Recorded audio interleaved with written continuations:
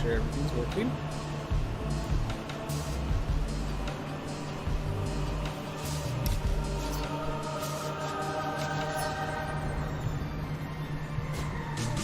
Alright. Let's take our deep breaths. Let's just make sure house rules is off. Okay, good. Because I turned that on for the previous one, I don't want that still affecting. Alright.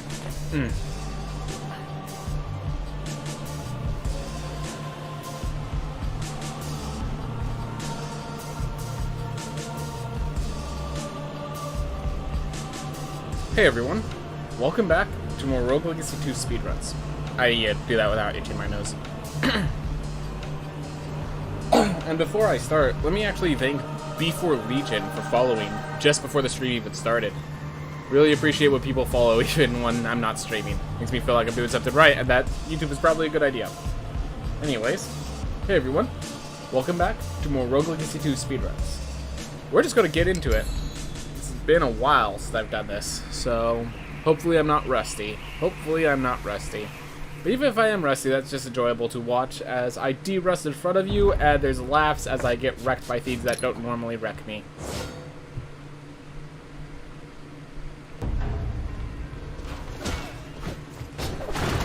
Alright. Great. Well, at least I know that room's there now. Oop.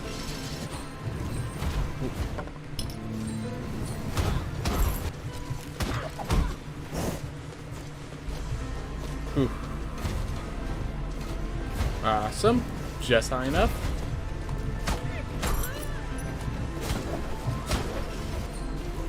Oop, this is a treasure chest.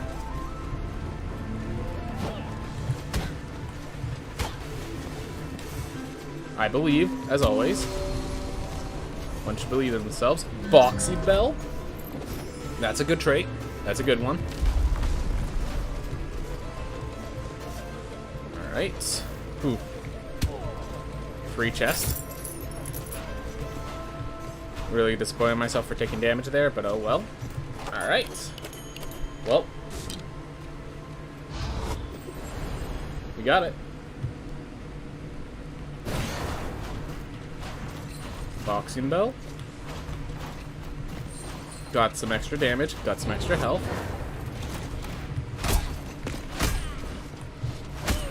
Oh yeah, because combo lasts on you.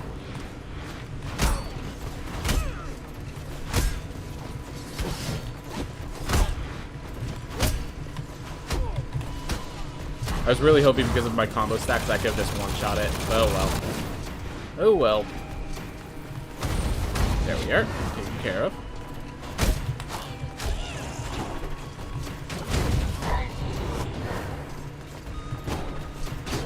Ooh. Seems like I got, like, it sounded like I got 2 hits on that skeleton, bro, but, oh well. Like, that was just weird configuration. Positive for me. Usually that takes 2 hits to kill, and it took 1. Guess I got just the proper dash attack on it. Just wasn't in a position I was prepared to have to get back in time. Alright.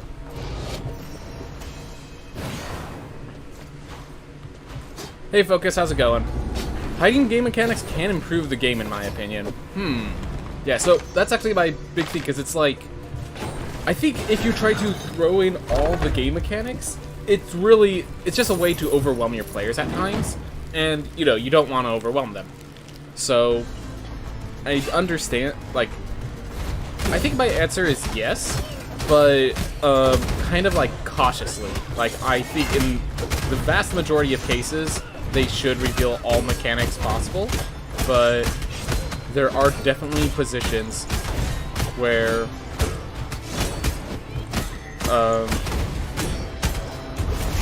hiding game mechanics can actually be valuable.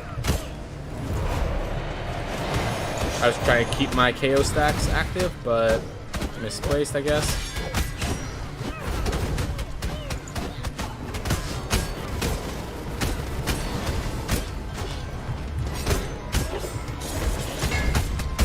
Yeah, every attack being a crit thanks to KO is pretty nice.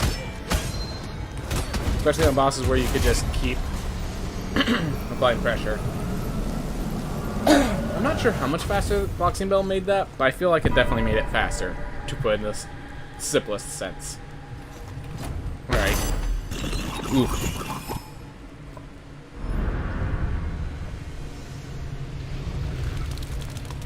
I feel like the game was a little too loud on my side, so I needed to turn it down. Hopefully that doesn't affect anyone's game visuals. But yeah, so a lot of people feel like they should know everything that the game has to offer, like it's kind of cheap if there's a mechanic they don't know about. And there's definitely games where you want that to be the case. But I think just generally speaking, there are mechanics where it's just like, yes, we built a detailed system here, but if we teach them the entirety of it, it's just going to overwhelm them where they don't need to be overwhelmed. You could, like, a lot of times I find that just with some mechanics, as long as they know what's positive, what's negative, the rest of the system, like, is not always necessary to be taught. Like, as long as they have a goal and they know they're not going to get punished for making a certain decision. Hey, Weebish, how's it going? Thank you so much for coming by. How's your day been going? Ooh.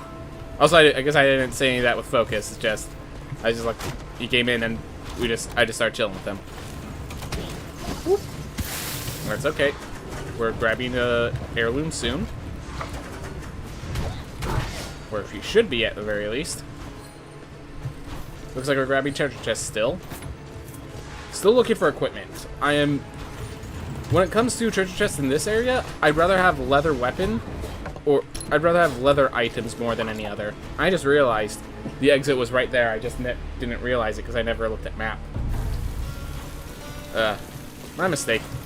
My mistake. Getting punched for your own mistake is just part of life. Whoop. Ah.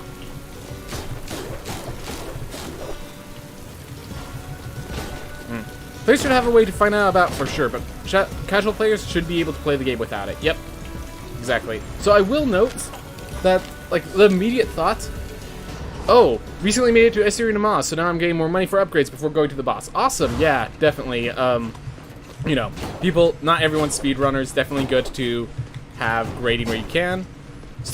Yeah, music's great in this game. Music is great in this game, Weebish. Ugh. So, yeah, I think my most immediate example, so this was actually just a little thought that I just ran into, that, so Focus, I know you and I play Magic the Gathering. Where in Magic the Gathering does it teach you about the stack? Because the stack is a very important mechanic to understand, but I think in every single tutorial feed I've seen for Magic the Gathering, they never teach the stack.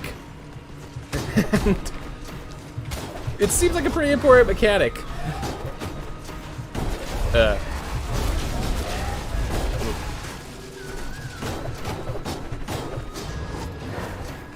Music reminds me of Dead Cells. Nice, nice. Oh, always glad when the musicians like have those right music. Like, one of these is for my Riftern campaign. I kind of want to add background music, but I'm also like, I'd have to use free online sources, and at a certain point, like the free online sources are just, they start being kind of a low quality sort of thing, and I kind of, you know, I feel like I could almost like damage the concept by doing that, and just like put in a lot of effort for something not needless. Maybe that's, no. I should try to add music if I can. It just, I don't know much about music. I feel like I'm going to make a mistake, and yeah, whatever. Add music. Add that to my list. Oh yeah, playing Magic the Gathering with other casuals, it won't matter that you don't know the stack, but yeah, definitely it's one of those things of like, oh, I have a good deck, like, turns out this is tournament legal, I've been playing Magic for a long time with my friends, and then like, you cast Giant Growth, they respawn with Lightning Bolt, and it's like, okay, so it's an equal trade. No, you die, and I don't, you just lose. It's like, what?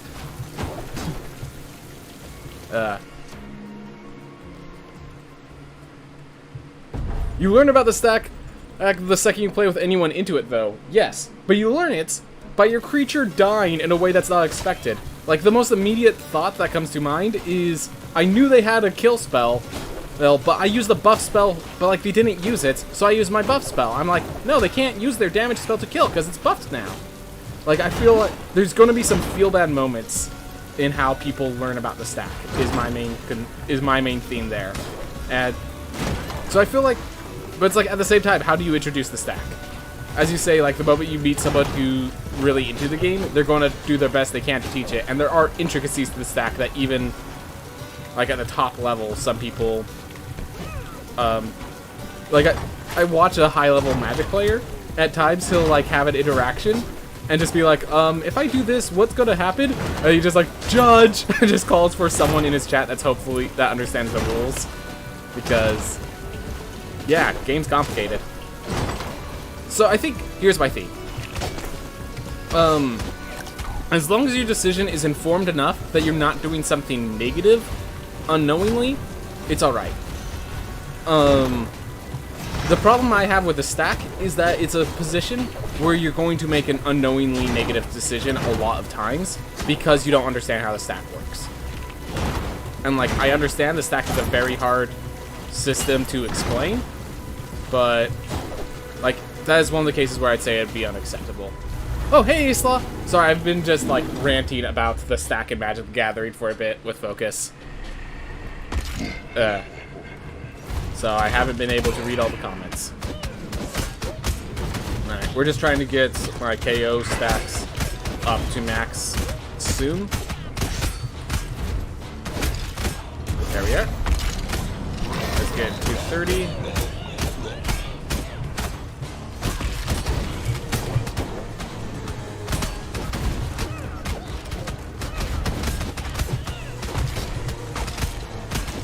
Wait, how did I lose my stacks? Did I just stop attacking for a bit and I didn't even realize it?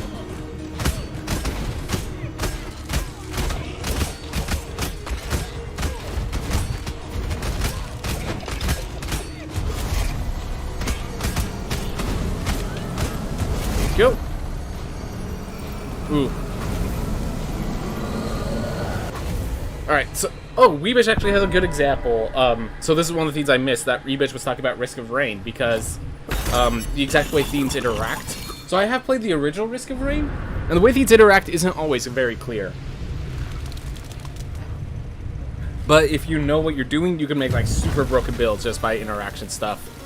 So he's bringing up how you could join the game with or without the wiki. If you're not playing on Monsoon, you'll probably have no problems without deep understanding of how the procs and stacking items works. Yeah. It's all part of initiation. Just learning by getting your throat cut into. Come on.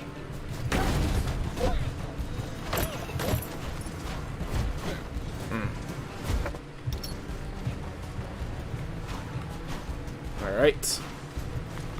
Gonna focus on game back, but yeah. So that's actually a good example. If the game can support interaction both with, like, it supports it supports a different experience whether you understand the mechanics or not, then that's, like, really good. So as you said with Dead Cells, you go, like, a lot of roguelikes, you go into the game understanding most of the mechanics, but then, like, certain, like, intricacies are hidden from you until you interact with the game more and more. Like, that, if you can pull that off, then yes, hiding information is positive, or, like, is very much justified at the very least. Alright, made it. And we know where one of the lilies are, so we can go back and get it. Alright. If you're playing Monsoon, you're probably committed enough to... Yeah.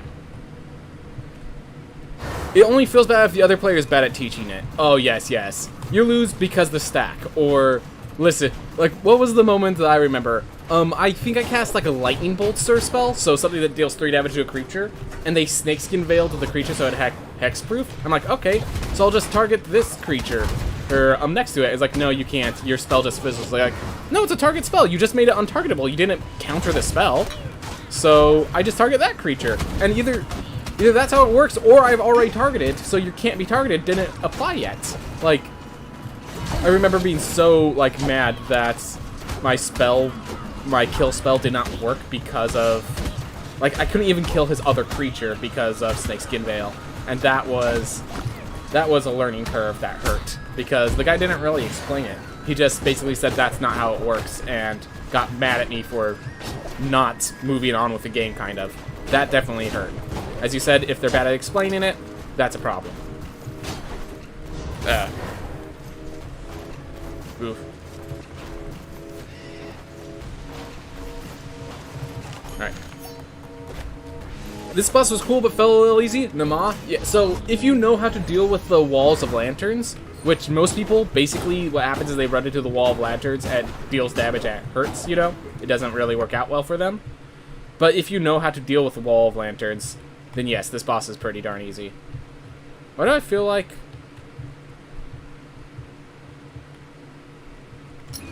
I feel like that's a lily there, but it's not shaped like the lily room that... I know I got another lily room. I've already done my quota, so I'm gonna... Alright, so we found Nama. That's good. I believe it's near the entrance. Alright. Ooh. Oh, you got there with the archer stuff. Yeah, so there is plenty of ways to cheese it. So, as you saw me with those projectile platforms, it is very much easily possible to enter Nama without the double jump. In fact, we actually had an issue if you're connected to the Rogue Legacy 2 Discord, where someone was like, couldn't get up the Sun Tower to face Irad, and they were having trouble. And it turned out they never got double jump because they never needed it to face Nama. So, yeah. I remember first Broken Bill and Dead Cells. Oh, this is Sun Tower. Duh. It was here. Alright. My first Broken Bill and Dead Cells, I froze enemies and then completely shattered them. So, like, they never had you basically attacked and then they just went down. Oh, you're talking about the skeletons. Oh, the boss that I just faced. Okay, yeah. Sorry, so I am reading it a little... The timing of what I read it versus when I actually get it is kind of disassociated. My fault. So... Just, like, reading comments a little late. My apologies, but... Yeah, so... The skeletons, like, yeah. Because when I think about it, they deal... Yeah, they don't deal too much damage now that I think about it. And, like, their attack's slow enough.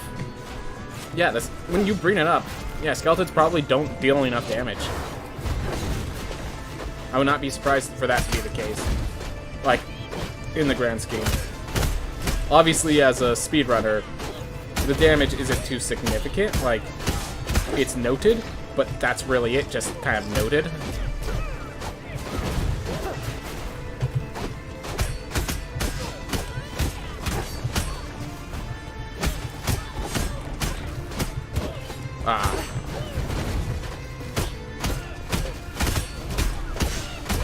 Gotta keep my stacks to keep auto crits.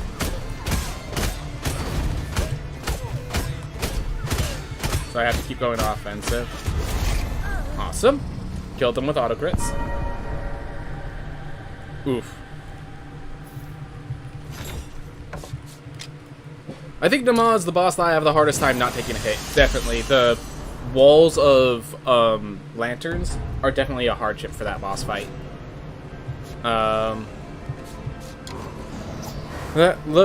Yeah, definitely the lantern wall was a fun theme to, like, I think it's a good attack, but it's also one of those things that, like, it's very much a attack that's very different from the rest of their arsenal. It's very much just its distinct theme.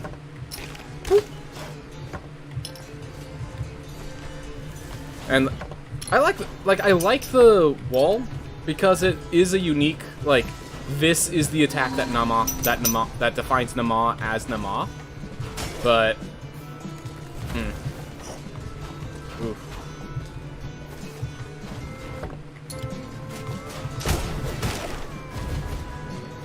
Great.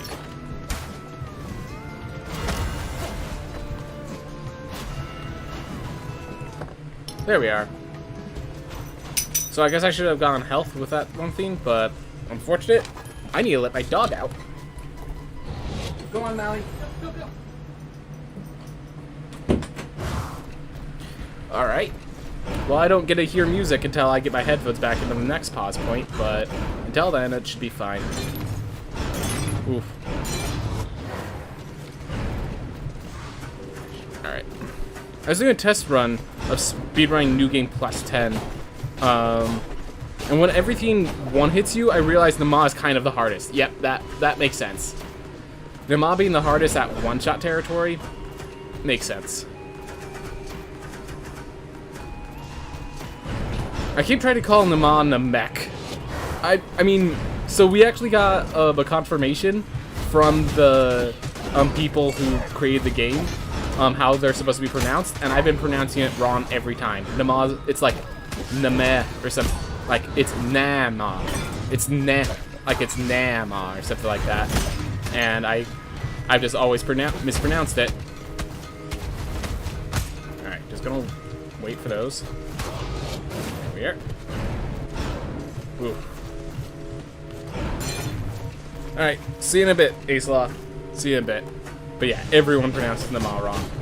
Everyone except the people who claim that they pronounce it right because they actually looked it up and understand the I'm the one who taught some people about the literature behind it all, and still I don't pronounce it right, which is hilarious.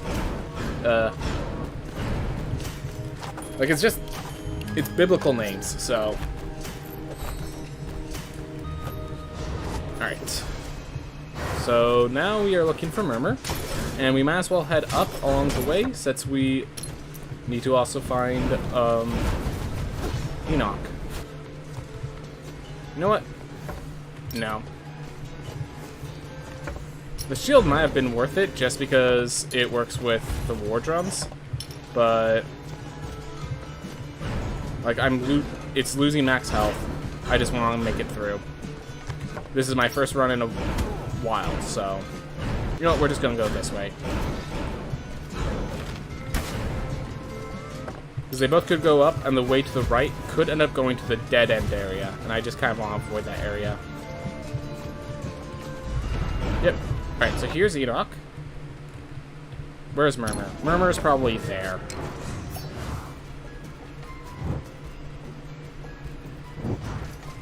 Oof.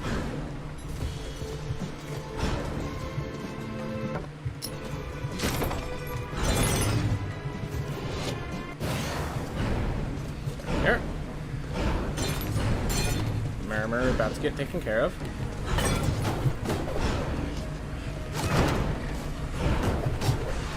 Ooh. Music for this area is certified Boehner. Understood. Boehner certification process complete. Glad they finished that degree of theirs. Certifications are always important.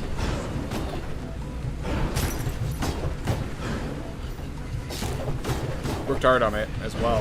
You could tell the efforts. You could hear the effort. Hey Lambo Droid, how's it going? Glad to have you here. Glad to have you here. Whew.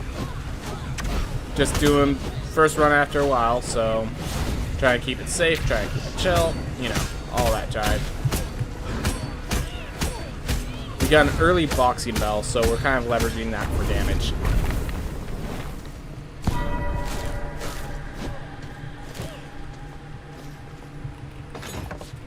I'm thinking I might want to go to Enoch next, because while Enoch doesn't really... Murmur looks really difficult without a ranged character. Honestly, this character is really strong against Murmur because of the shield bashing. If you have a way to destroy the projectiles, Murmur is not really much of an issue. Anyways, the reason I'm going to Enoch instead of Nama is because if I grab Nama, I lose the lilies, which are adding either 8 or 16% to my damage output, which is not insignificant.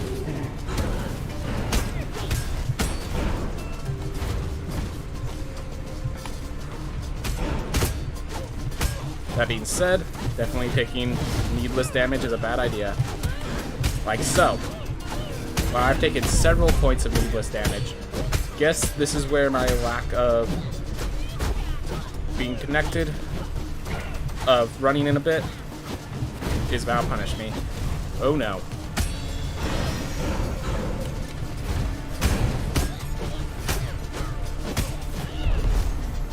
Go.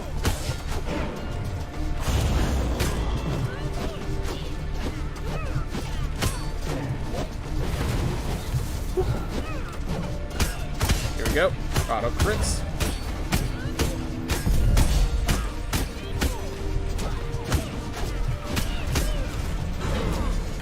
Oh, that was only a partial block. That's not good. And that's death. So Chef is best for it, probably? I don't think Chef is actually capable of blocking his projectiles. So no.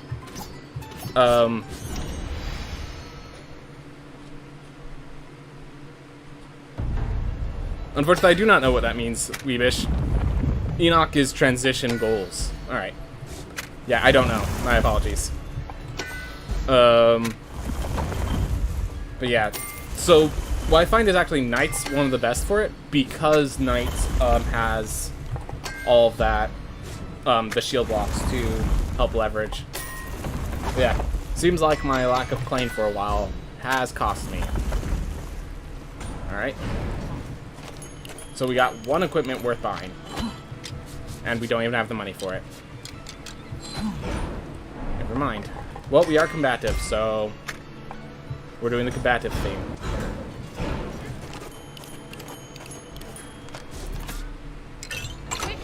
I like Chef for bosses for the damage over time. Makes sense. Yeah, dots damage is nice, but you know, there's other ways to get fire damage, so I'm usually not too worried about it. And yeah. Alright. This time we are going to go for Nama first, because of the two, she is generally the easier. Yeah, less stress, fair enough. Alright.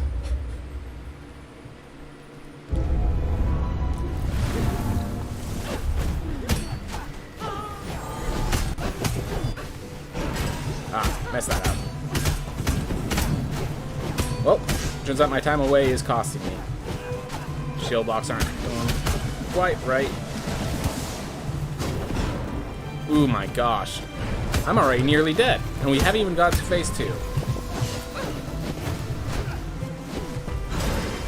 This ain't good.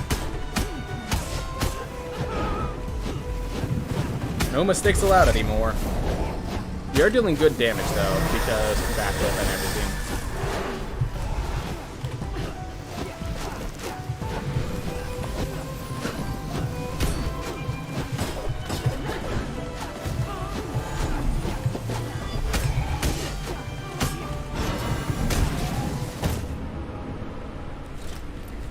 Well, really unfortunate that that's where I died, but oh well. We deal with what we did. Huh. Alright.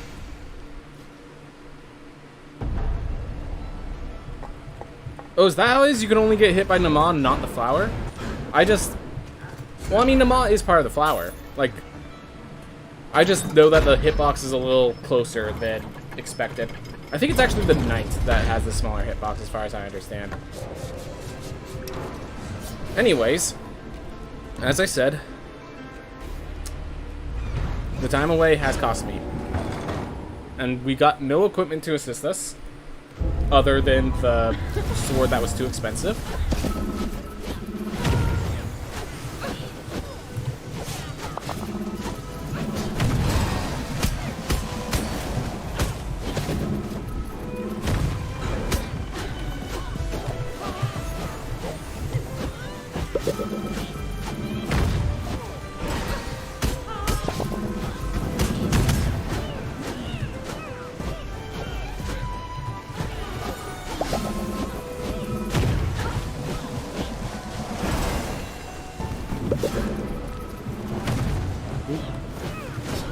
Alright, now we're starting to do better. We're de-rusted.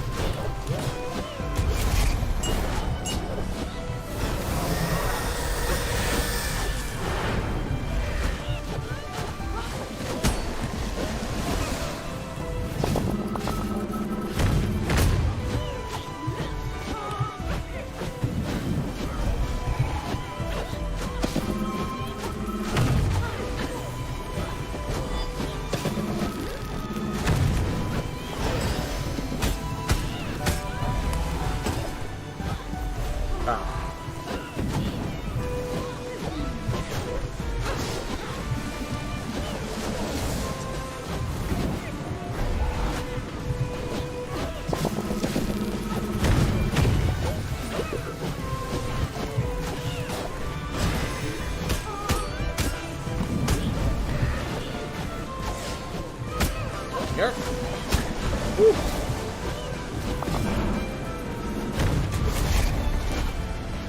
Ooh.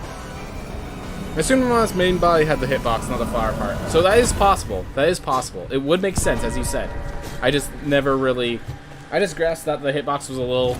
that I could get a little closer than usually expected. And... from there, I didn't really think about it. From there, I really didn't think about it. Alright. Let's now grab Enoch. Then, after we do that, we can heal up from grabbing the book, and then we pursue the Sun Tower. Alright. Hopefully all the rust has gone off after that fight, so I can just fight.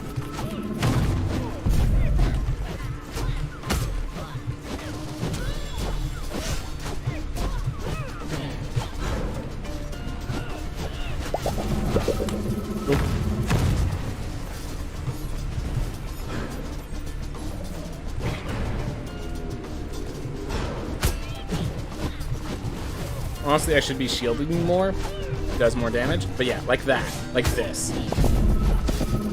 That's what I mean by, like, the bosses just have more space than you expect on their hitboxes. So that's all I was assuming it was. I didn't think they actually had a planned strategy for its position. It's just they give leeway.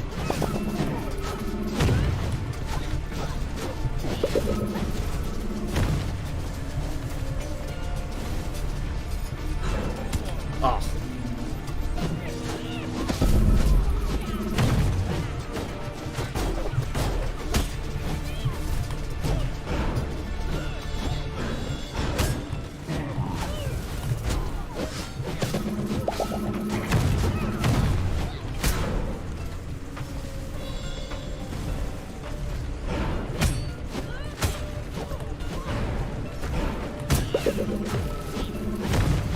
All right.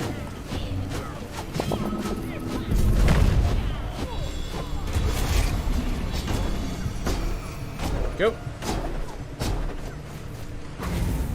Whew.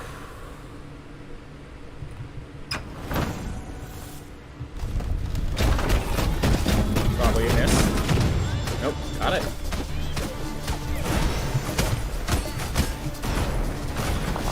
Oh, that was a mistake. Or not. Keep the guy making a mistake, and then it turns out fine.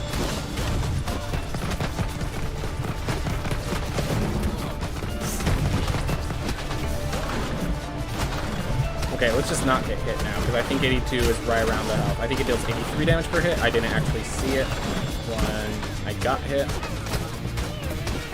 think it's somewhere around that number.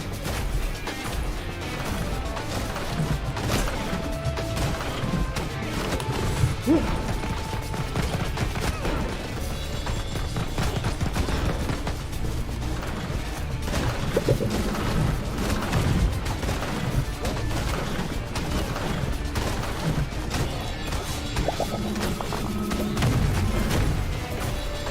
Wait, safe.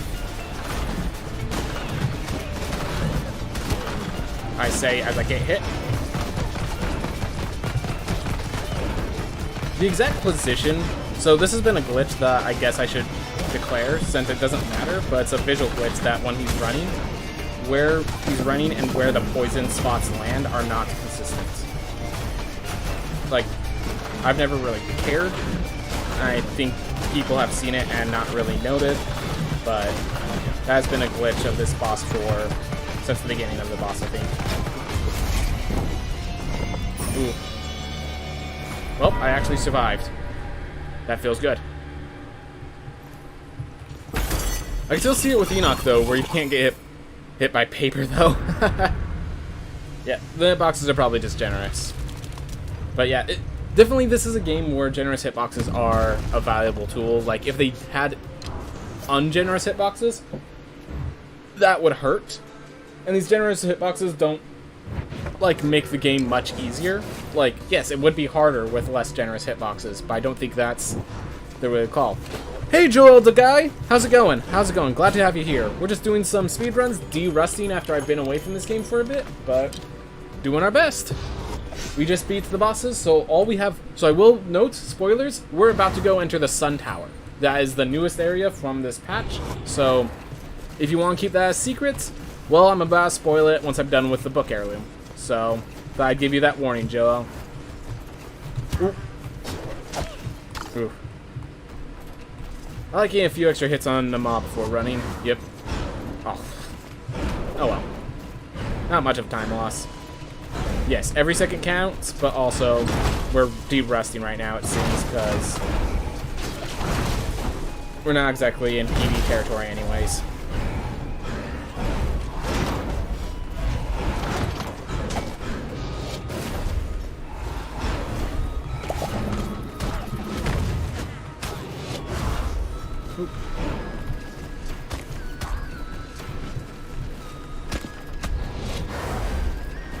Alright.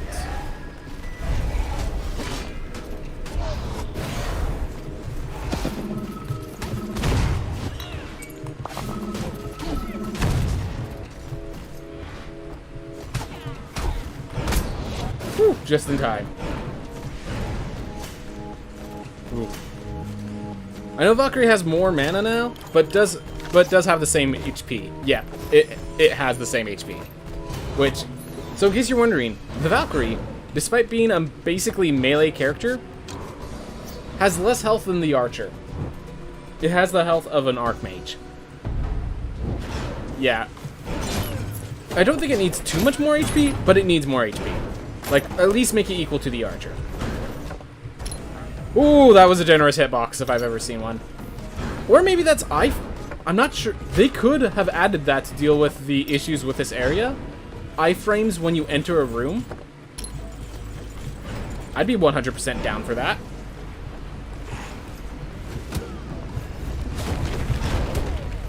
Wow, things deal damage here. Not sure if people knew that. But they do. Get away.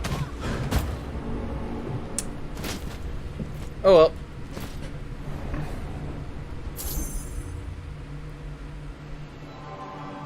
Level 30 Valkyrie? Well, it's not level 30 Valkyrie. It's literally how much did you increase your HP. Level is just how many the level of your citadel. If you didn't put it into health, then you're not going to notice any difference.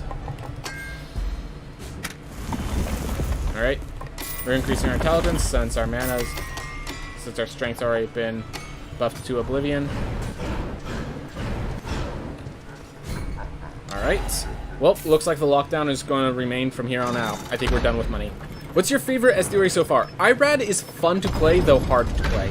I think the final estuary is very entertaining. It's just very much... The thing is, it's not very entertaining until you get good. So as a speedrunner, I do enjoy Irad. It does take my focus and in a fun way. So I think Irad is my favorite estuary, but like I could see an argument for literally everyone. Like every estuary has something awesome about it. Nama's walls are very unique. Okay, maybe I can't see the best argument for Enoch, but like Lamech is a great introduction to how the systems of this game work. All that.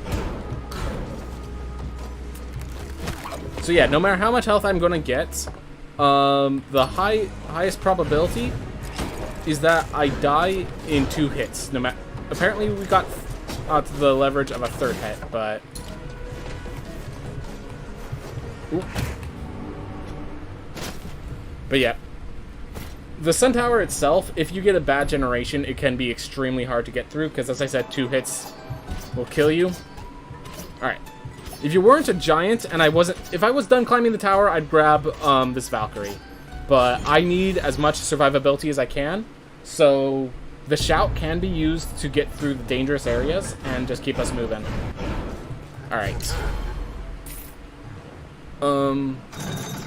Yeah, Void Beast Bareth, I guess they're technically in the estuary now. I like the story of Void Beast Bareth, like how when you complete the whole Prime version and you get the story. I like the concept of it. But yeah. So, like, all of the estuaries have, like... Okay, I guess I have, the meme, the kind of troll... I'm not... Yeah, every estuary has something to like, but I will have to say my favorite is Irad because of the way that the difficulty works. Like, it's not just, I'm dealing a lot of damage, it's specifically... Alright, doing that just so I can ignore that creature, so I can just keep moving. Alright, nothing over there. Alright, this is the correct route.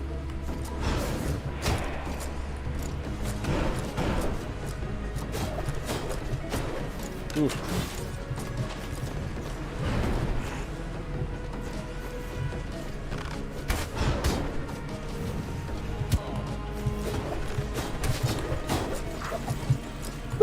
Alright.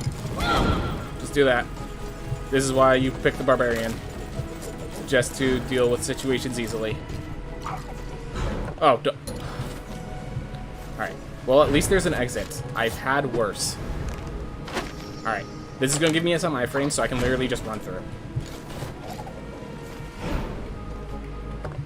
Alright, here we are. Yeah, anytime you're dealing with one of these things and the exit's directly up, then the directly up exit is the way to the boss. So, gonna use that just to reset.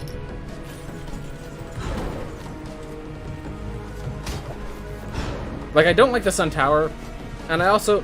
So, Barbarian is, like, the worst class to be facing Irad with, in my opinion. But, other than that, like, I do enjoy the boss. Alright, no point in me getting the chest at this point, because the amount of gold I get is so horribly negligible. Ooh. Yeah. Enoch's surprise is a reason to like Enoch. That is a good point.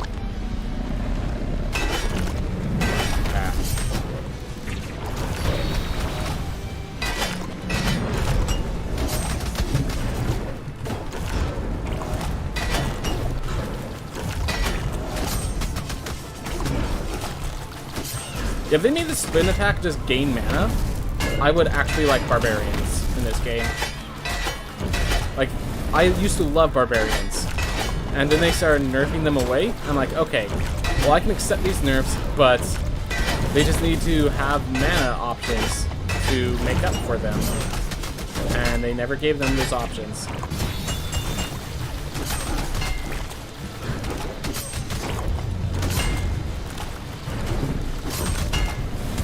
Oh. 1 health. You know, I probably should have killed myself because of how, like, low... So I have to rely on these slow spin attacks, basically, because you have to keep moving with the Barbarian with this fight. And Barbarian is a very stationary fighter, if you haven't noticed. With its, like, slow swings. So this is probably the worst character to be facing Irad with. But... no,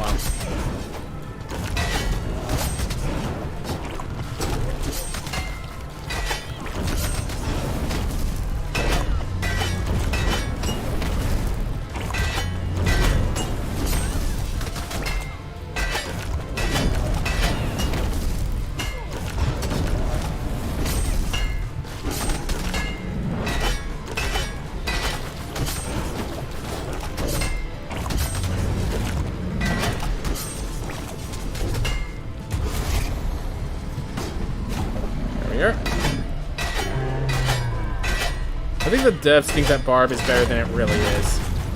Yeah, so it does have more health than others, and the passive giving it even more health is definitely very nice. But definitely as a speedrunner, like, that's completely worthless to me. And then, God. So I have to pick the Valkyrie because it's the only one who has the damage output significant enough to be considered here. And this Valkyrie's not going to be doing... I'm not sure this Valkyrie's going to be able to pull it off, to put simply. I might just use this character to get the damage boost. Yeah, I'm just going to grab the damage boost with this character, and then if something happens, oh well.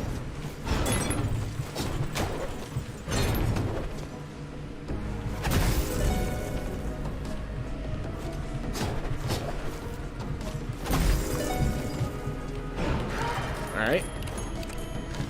Gigantic's, yeah. Gigantic's definitely a penalty because as a speedrunner, I could always get into the range I need to. And this just makes me a bigger hitbox. So it makes it easier for the enemies to hit me, and I'm already hitting them when I need to. So, definitely Gigantism feels like a penalty in this one. Maybe when you're, like, going across the big enemies. Yeah, Tiny can be good. Tiny is actually extremely good against IRAD here. But Gigantism is not Tiny. Gigantism's good when you can, like, wall off an area that has enemies coming into you, but that doesn't really happen in boss fights. I guess you're wondering why I'm not spinning. It's because the only thing that I could spin to break is those chasers, which I can already break by just doing a basic attack.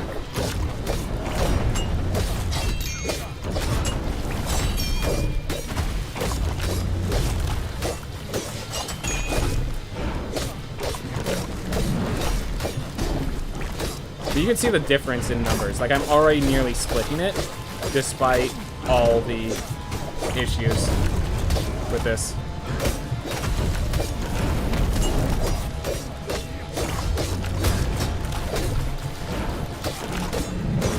Because I don't have to constantly stop spinning.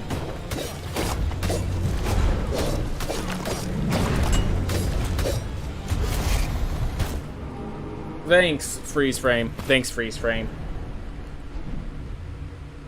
Happens. Alright. Ooh, flame barrier. That's a good one.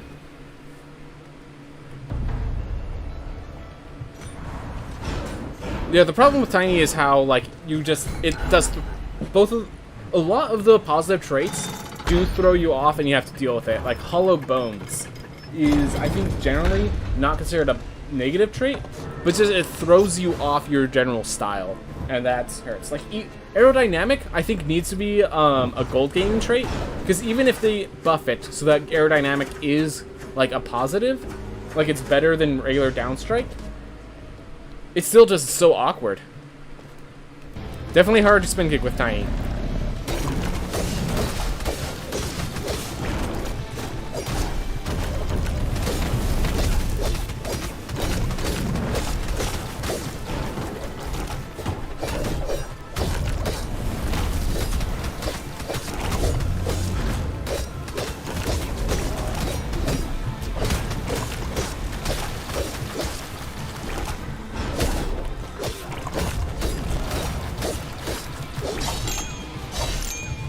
Honestly, it's those freeze frames when I spin that makes that special valuable.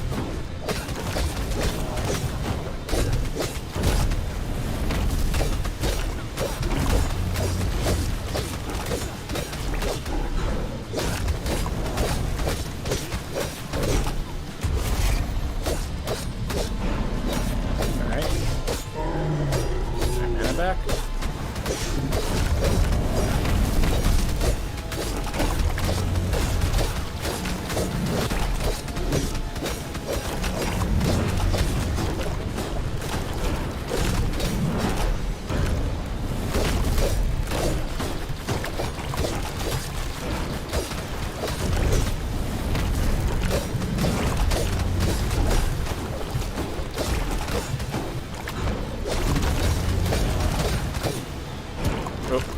Whatever.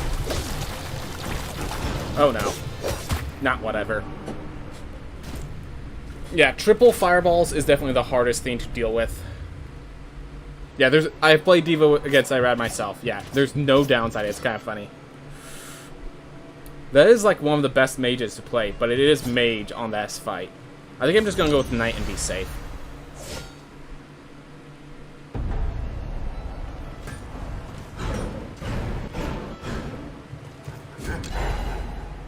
So, yeah, pixelated IRAD reminds me of Terraria. One of those scenes where you have to pixelate and reduce the like the whole idea is you pixelate it, and it just reminds you of a game that has worse graphics. That's sorry to say that, Terraria, but that's the comparison I just made. All right, 250. So yeah, as I said, the mage might have been a better pick, but this is just a safer pick, and I'm just gonna go with safe because I've been having enough issues as is. I don't need more.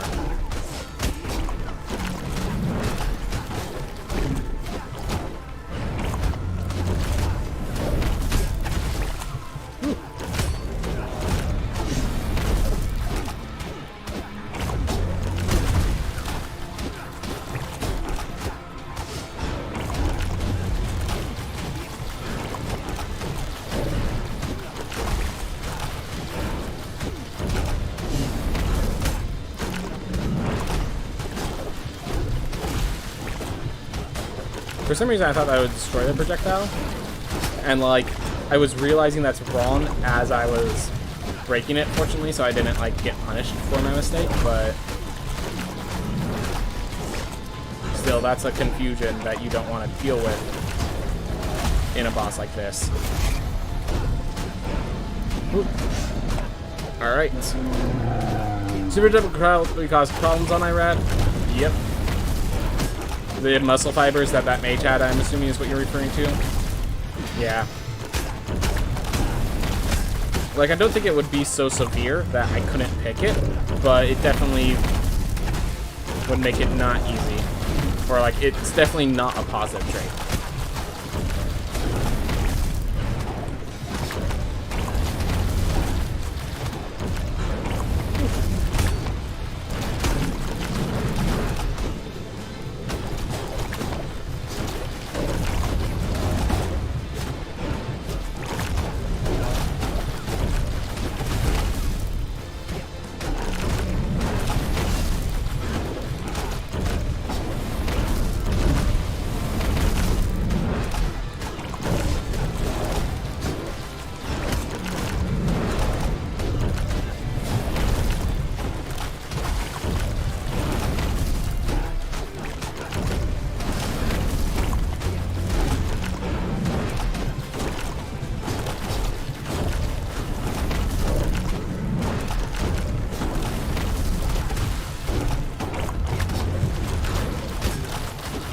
Yeah, we're just gonna do that and get the vulnerability to break through. Really, I need to start using shield dash more in this fight. Just apply the vulnerability, deal more damage. Honestly, in all fights, I need to start adding more vulnerability. There are so many specific traits and spells that are particularly good or bad against Irad. You're right. Like, Tesla Spike is really good, as well as Flame Barrier. Well, Flame Barrier is good at all, but like Tesla Spike is exceptionally good against Irad. Then, like, the fungal spray is also pretty good. Like, yeah, you're right. A lot of traits, a lot of spells are exceptional, and then we already know about Tiny and Disattuned, allowing you to just stand there and avoid all the blue fireballs. So yeah, never thought about that. There's specific traits and spells that are particularly good against Irad, and then there's certain ones that are particularly bad. Which ones are particularly bad against Irad? I would just say the Barbarian weapon is definitely particularly bad, since you just don't have time to be stationary. Nonetheless, Sir Joey kept it under 50 minutes. Be proud of Sir Joey. He helped us de-rust ourselves and move forward with us. Alright. Get myself some water.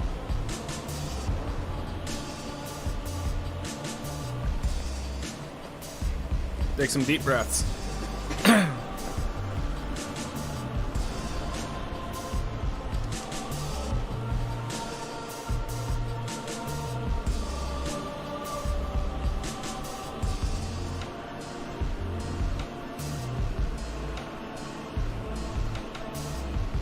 Terraria looks great, angry face.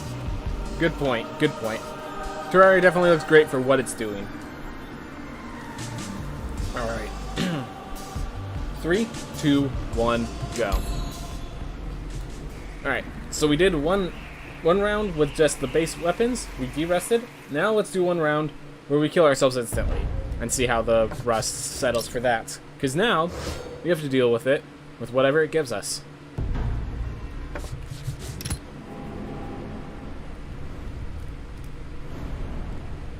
Alright, what you gonna give me? IDS? Well, they gave me Flame Barrier. I understand not being a fan of pixel art, I love it though.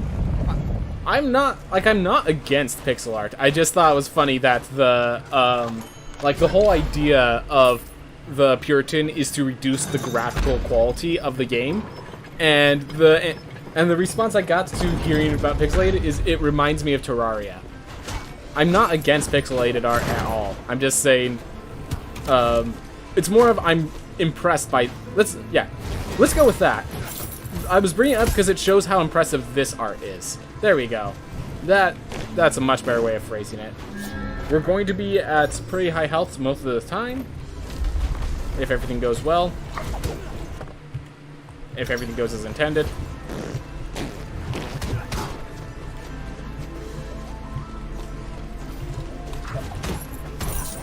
All right.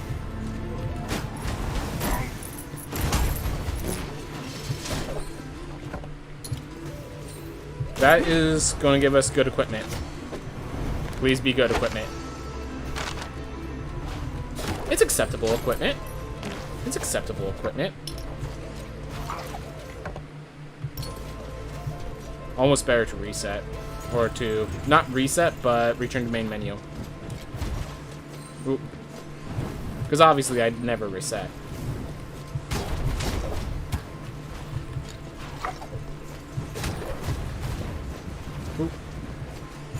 Okay, as long as I can stay above 100, I get that damage boost, so I just need to make sure to maintain that, and we're good. Alright. Pixel is great, it just doesn't work on everything. Yep. One time I skipped Achilles shield because I thought it was boxing, I already had boxing. Oof. I mean, Achilles shield isn't like absolutely insane, but it is good. And having boxing first, you're already doing well.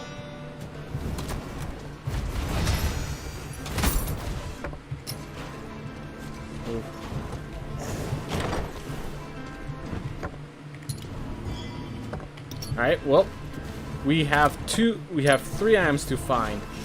And it's literally, we found the exits, but none of the things we need to find in here didn't drop down fast enough, which, just in case you're wondering, I have auto drop on, so that was as fast as it is physically possible to drop. So that wasn't my fault, that was the game simply hitting me before I possibly could.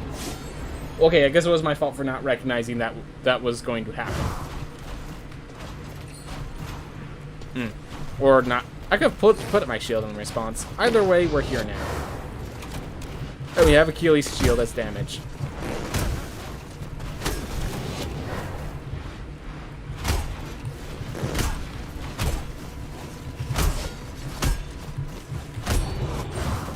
Go. Alright, so I have a spell that does not reach through, so...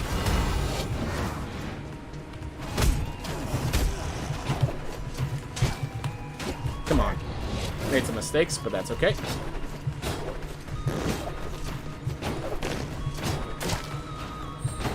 Ooh. Oh well. When I think pixel art, I think of Noita. And someone thinks it's a great game, but I don't know how I feel about the art. Yeah, I don't really... So, I've been playing Shovel Knight recently, because I have liked Mega Man. Mega Man 9, I remember, came out on the Wii, and I was super excited to play it. Definitely, like, one of the things about 8-bit is you want to, like, feel the reminder of 8-bit, but you don't want actual 8-bit. 8-bit has some... It does not age well. So 8-bit is usually used as a theme to bring out the nostalgia, basically. And it's kind of one of those funny things where it's like, if you don't have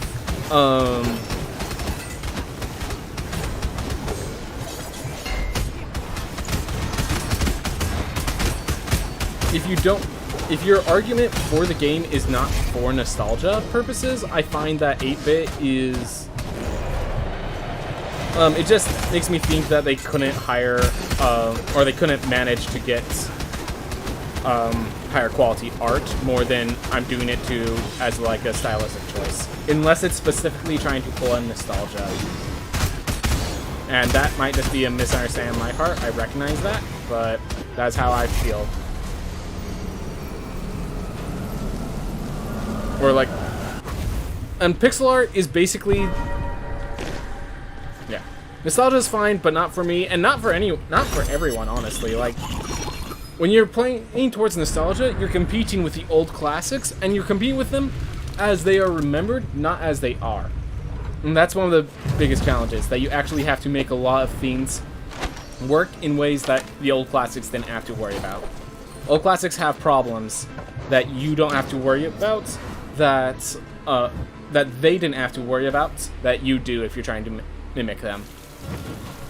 But yeah, whenever I see pixelated graphics, like, listen, no shame for not being able to have like high-level art assets. I understand entirely, but it's like if the intent isn't nostalgia, like I feel like that's what it is. It's we couldn't afford 3D art animations that look good and such, or even 2D art animations, so we went with pixel to make it cheaper and just to get our game. Which by all means, like Undertale. Undertale's a good game, but its graphics, I feel, are just, listen, I made a great game and great story. I don't make great graphics, so here's some pixel work. And again, this is all my opinion. This is controversial, I'm certain, to an extent.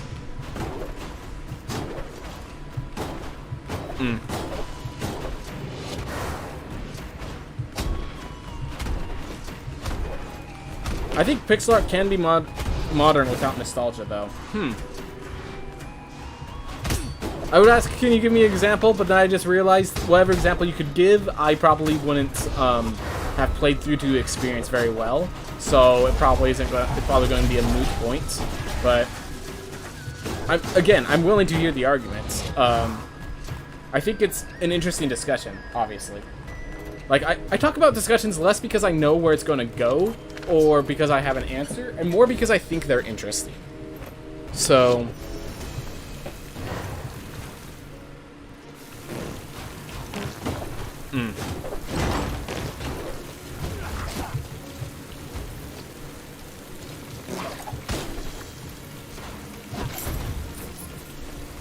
Oof.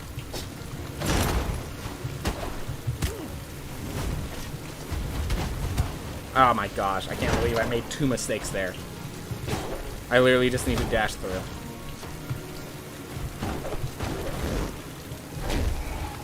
Like, the first mistake is acceptable, it was just a misinput. The second mistake was like, you have the iframes.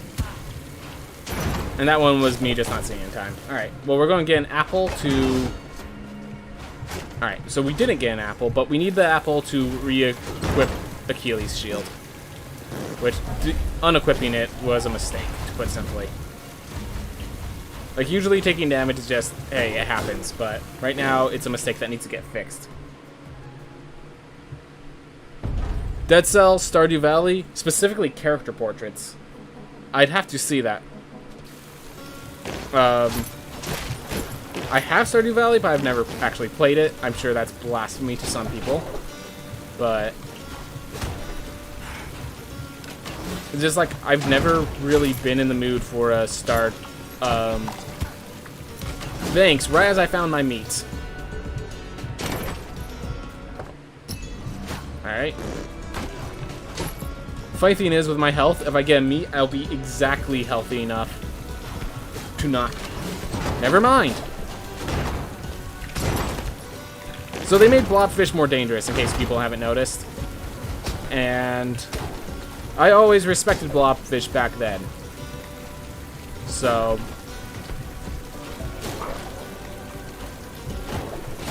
I'd like to at least get enough money to buy the architect.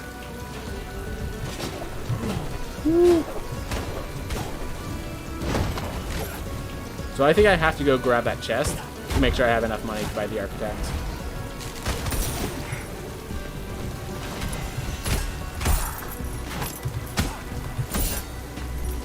Ooh. Blobfish have been messing you up? Yep. Oh man, we have a good cape, so I really want to beat the boss and get the money to afford a good cape for the next life.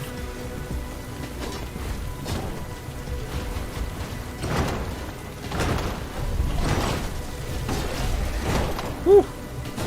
At 16 health, even the water kills me, so gotta be very careful.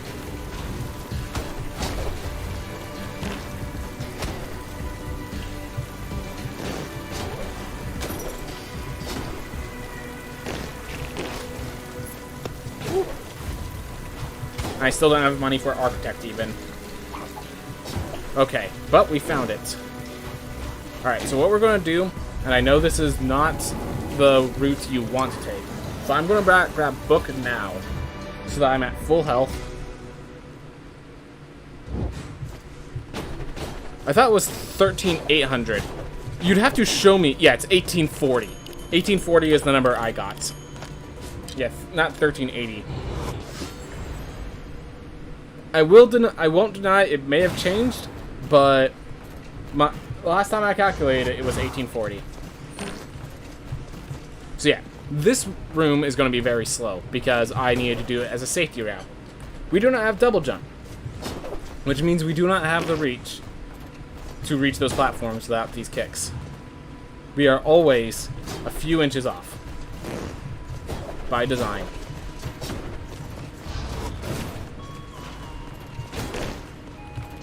So yeah, having to grab the book before double jump, as you can see by that room, slows you down significantly.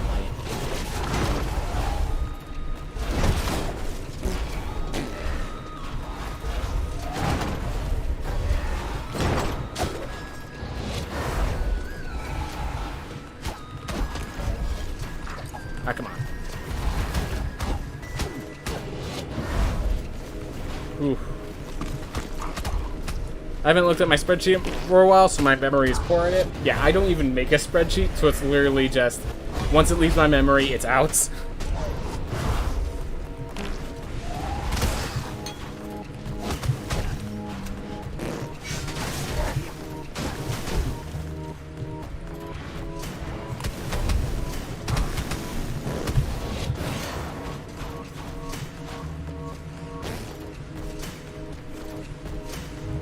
There we are. I think our Rogue Legacy one looked pretty good. So, definitely I would not say it looks bad, but then like you compare it to Rogue Legacy 2 and it's like, my god, this game looks good. Like comparatively. Alright, with the book, I think it is faster to just like slightly to grab the damage boost. I could be incorrect about that.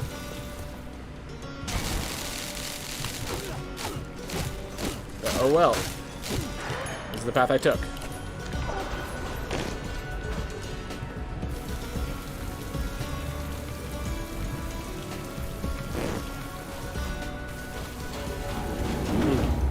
And like, again, like, a game of its era, I do not compare to games of today.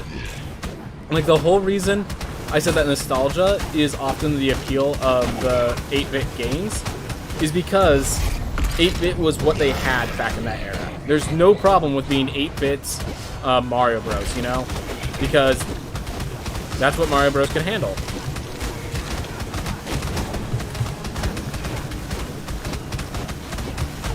The problem is when people use 8... The thing that I was bringing up with the art is when people are playing games in these, you know, higher graphical capability computers and systems, and they're still doing 8-bit stuff. That's where I was bringing up that's like, it was just that they couldn't afford a high-level artist, or like multiple high-level artists, I guess.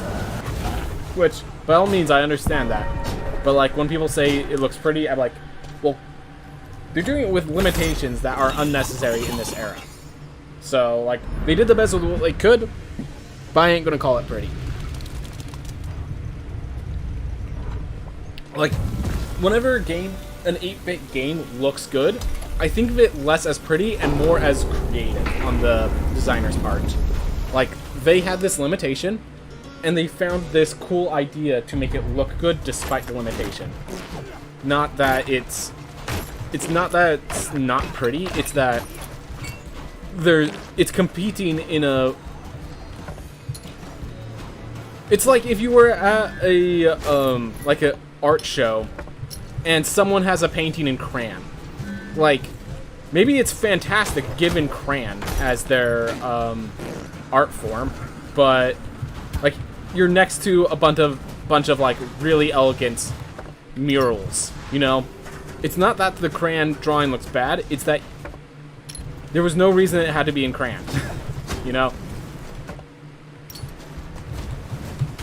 And you need to, like, as I said, like, if the whole idea is it's, like, influencing childish, creativity and stuff like that, like, that's the idea of the artwork, then, like, by all means, then there's a reason to be in crayon, and that's a fantastic design, but you need that argument. Or else it's just like, did you not have paint available?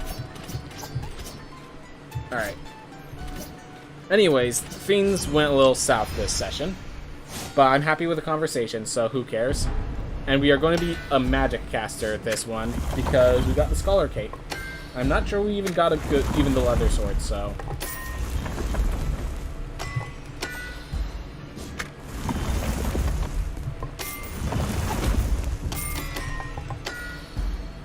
Alright.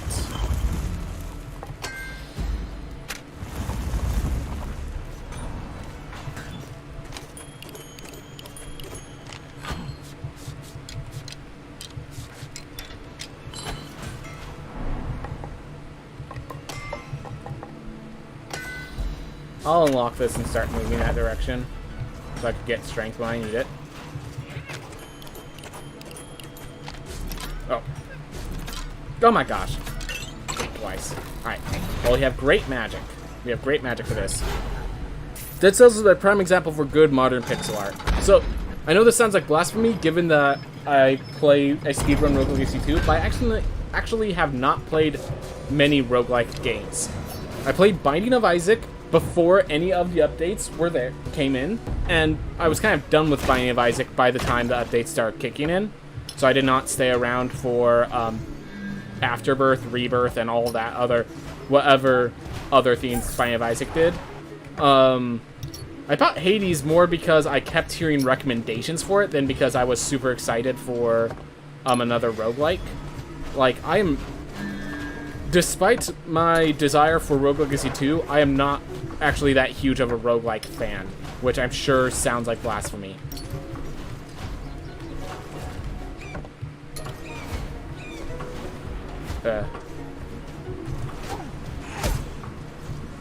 Yeah, Hades art does look great.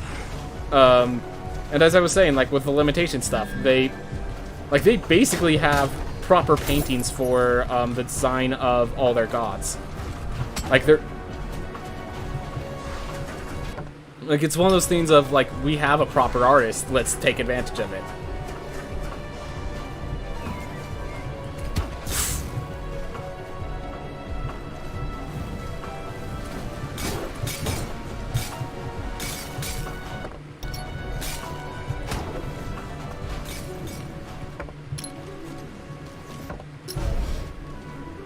Yep, panic attack. I just left the room so I could breathe. Oh right, even if you shield block those, it still triggers panic attack. Forgot about that. Ooh no.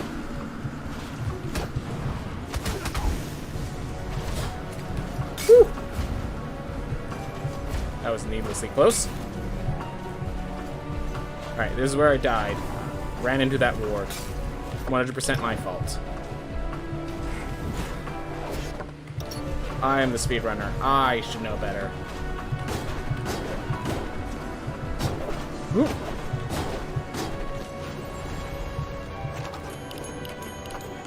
Alright. With panic attacks, I don't think I could face the mob, because, as you said, on hit. Not on damage, on hit. It causes that panic attack. And Nama has those lily wall, the lantern walls that I have to break through. And that means that there are, like, basically choreographed panic attack triggers in Nama's fight. And when you're dealing with a projectile character, being unable to see the screen against a projectile character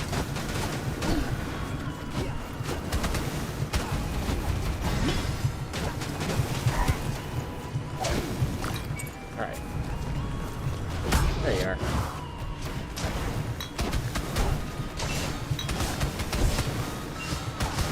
Aw, made it through. Oh, wow. Right, because I have the Scholar Cape and all that jive, so I gain like 50 health off of a single thing of meat. Oof. At the same time, this character just has so much damage against bosses. Maybe I do face them on. Maybe I just bite the bullet. Don't know. That's something I'll figure out as we get there. Because right now we still need to collect lilies. And find them all. We know where one lily is, but it's pretty awkward spot. Honestly, why endeavored in that area is probably foolish of me. But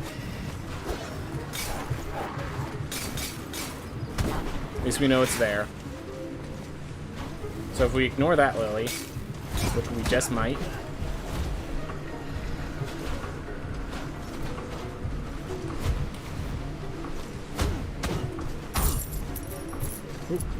Oh, right. My weapon damage has not increased in the slightest.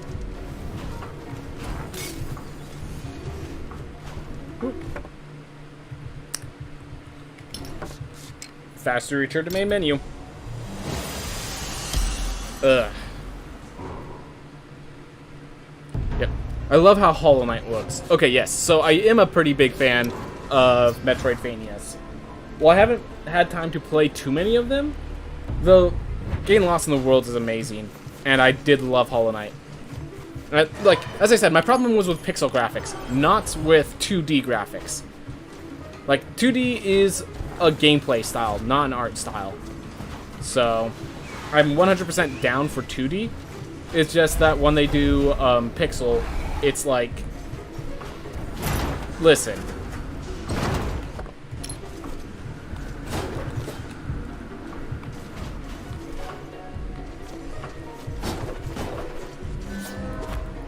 Yeah, honestly, it had nothing to do with that conversation. It's about how cool Hollow Knight looks. Fair enough, fair enough. Always a good time to talk about how sick Hollow Knight is as a video game.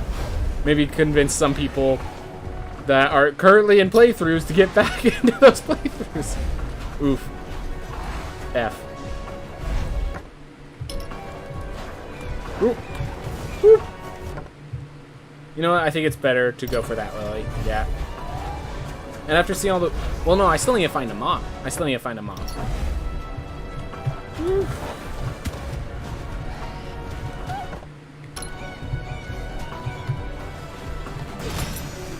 Not the best idea, but somehow we're doing it. Found a mob. Alright. Grab that last lily. And yeah, I think we just fight Nama. We also need the resolve to help keep ourselves healthy. So...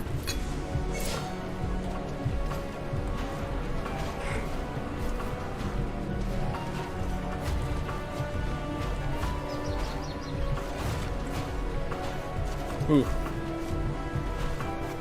Alright.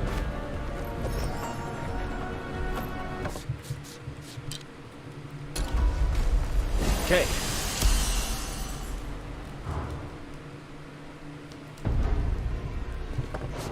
Oof.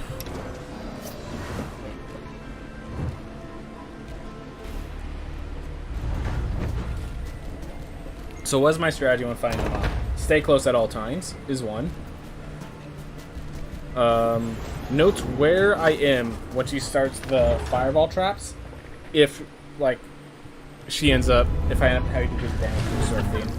So I think whenever Nama does an attack that's, whenever Nama does the walls, I think I have to wait for the attack after the walls, so I can dodge both at the same time.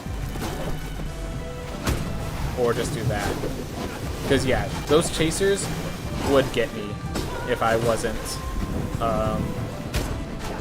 if I couldn't see them because of panic attacks.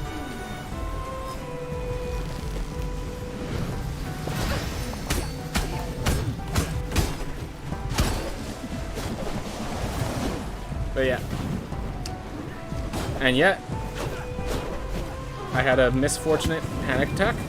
And another. Don't like these. Alright, could you at least split?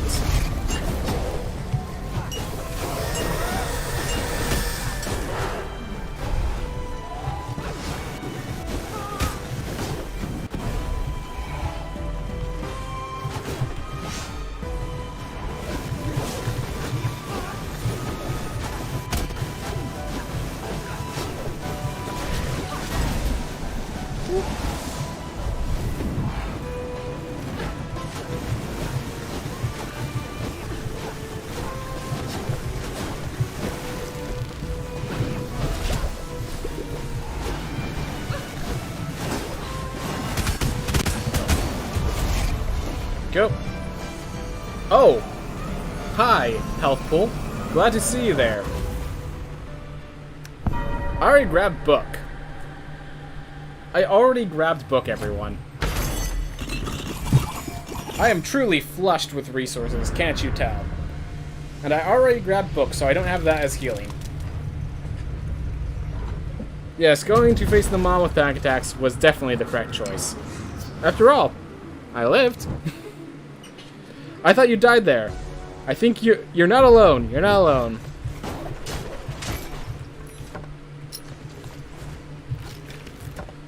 I don't like that room.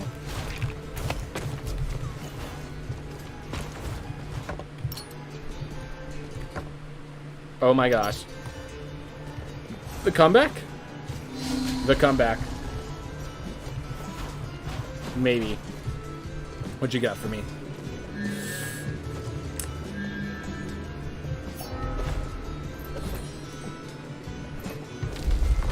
Mistake that I accept.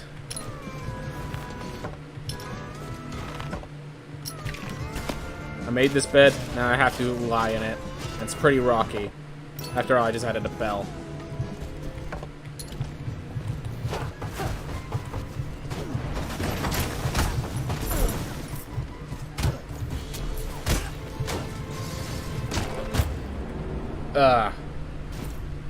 And that's why I don't like the new hammer attack. Oh well. Up next time. Alright. Of these options, deflect is my best.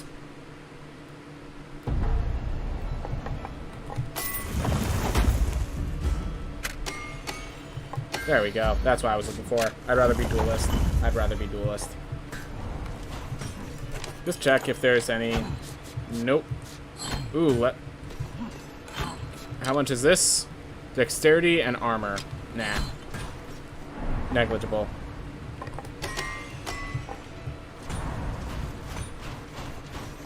Alright.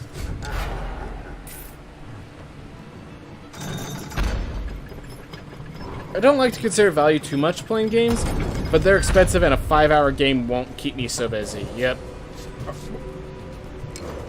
Is there something that we talked about that brought this up? Because, like, Hollow Knight is like the only thing...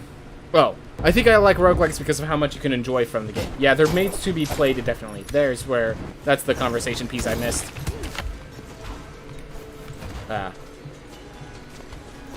Yep. The fact that you can basically get sucked into a roguelite is definitely a positive. The thing is, with that... Like, there are plenty of games that people can dedicate themselves to that aren't just roguelikes. Definitely recognize the, like, if the game only has 5 hours of content and it's a $50 game, like, every hour needs to be premium, or else it feels like a bad deal.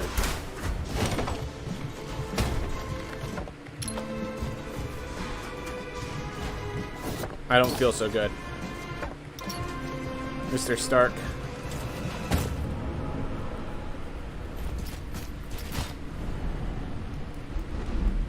I do like playing some games in one sitting, though. Great way to spend a day. Did that with Celeste once. Yep.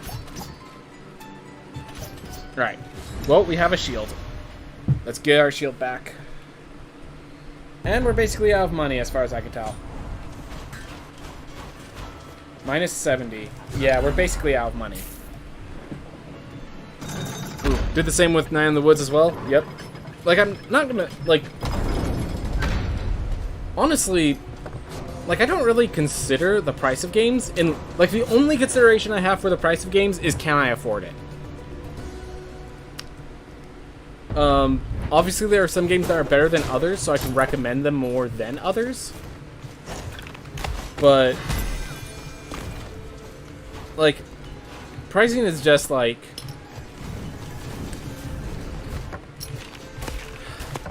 It's so weird to try to say, like, is this game worth it? Because it might be worth it to you, whether it's not, it's worth it to me sort of thing, you know, that sort of stuff. Like, with how much I've been enjoying Rogue Legacy 2, if this game was $50, I'd be like, I mean, I enjoyed it. I definitely think, like, when you compare it to other games worth $50, maybe it wouldn't hold up. Like, obviously, if you compare this game to Breath of the Wild, I don't think this holds up the same, but... That doesn't mean I'm not going to love this. It doesn't mean I don't sink hours and hours into it.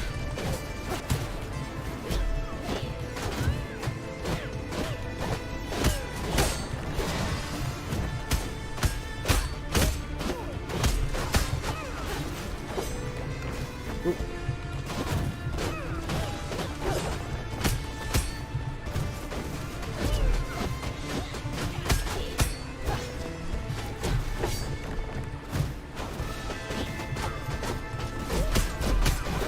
Like, I guess, you know, that's a good way of saying it.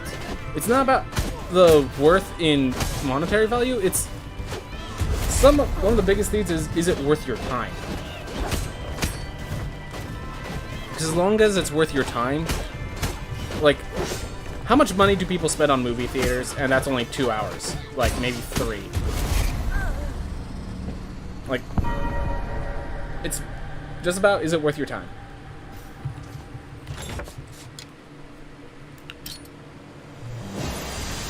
It's also how replayable games are. I could play Hollow Knight a whole day, but some games I would never play again, even if I loved them. Yeah, played Dragon Age 2 once, money well spent, but yeah, Dragon Age is one of those longer games. Oh, you played through it twice or 3 times. Wow. Never mind. Like, so there's a game I do want to go back to play through again. Bowser's Inside Story for Mario & Luigi series. Like, that game, but like the main reason I want to go back and play again is because they somehow mastered the art of game pacing. And I kind of want to see how I kind of want to do it to kind of analyze how they did it.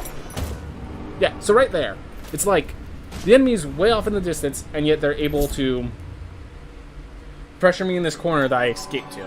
That's always a little annoying, but whatever. Well, Saber, I just want to get into that corner. I just want to get into that corner. I want to get through that door, because I think that's where the heirloom is. And even if it's not, you know, maybe Murmur's there. Like, there's definitely value in hanging to that corner, but it's just, I keep getting murdered in that one spot because of the double hammers and the double doors that I have to cut through. Whew. Yeah, this is very much not a good generation for the Stygian study. But it's my generation, and I'll live with it.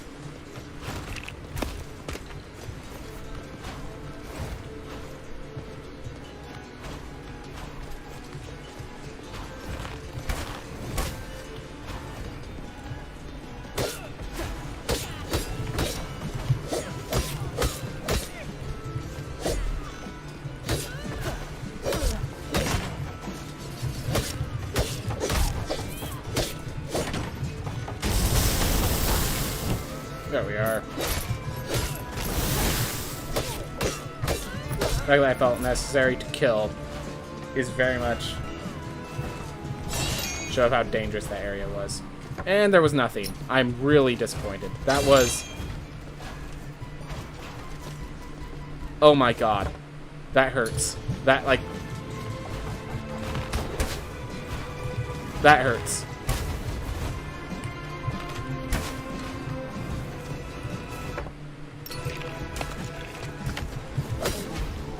So certain that that was going to be something of value. Let's go Kraken style. We have a bad world generation for this area, so I'm just trying to recover right now, so I'm focusing. Whoop. Nice place you got there. Not going to butt in. If you died 3 times okay there, it's always a dead end. Fair enough. Fair enough.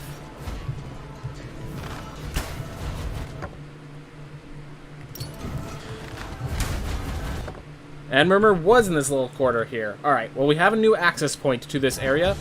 So even if we die here and this character doesn't make it,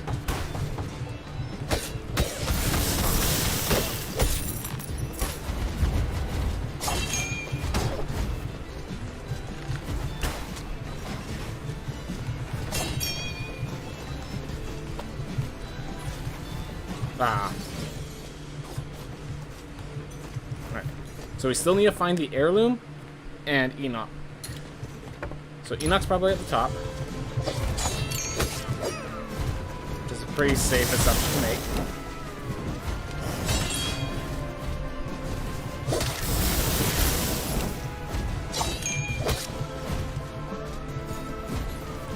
Oh. Well, this is a dead end. Almost just jumped in the chest.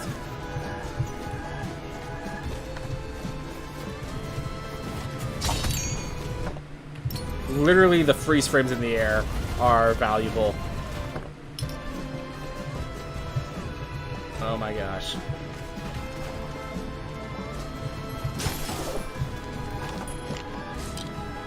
I mostly play indie games. They're cheaper, and I find them much more fun than AAA games for me. Yeah, no. I agree. I feel like, at least with like PlayStation and Xbox, I feel like a lot of AAA is like what I would call the AAA experience. They're very similar in a sense. You might choose like I've watched a playthrough of Control, and like that looks fun and unique, but it's all around the third-person shooter like style of gameplay. And well, it's like they have their unique twists. They're all very similar to each other in some ways.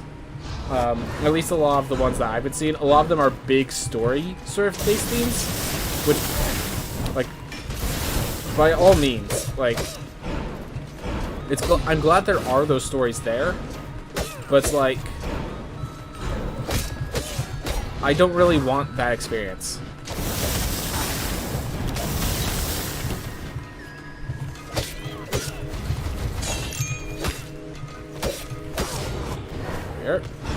So yeah, I agree.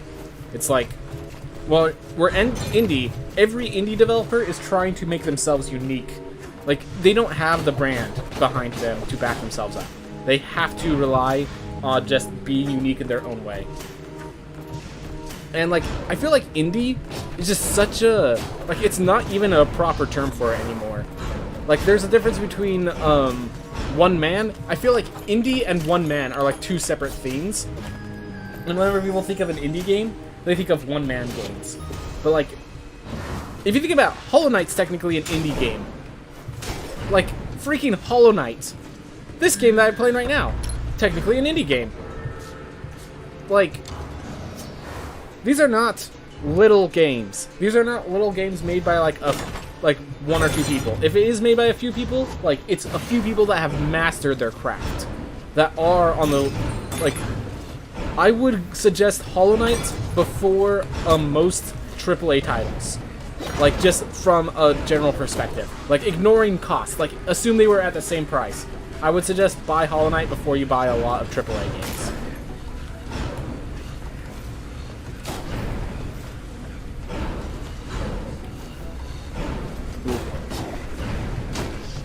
It's just like Team Cherry knows their stuff.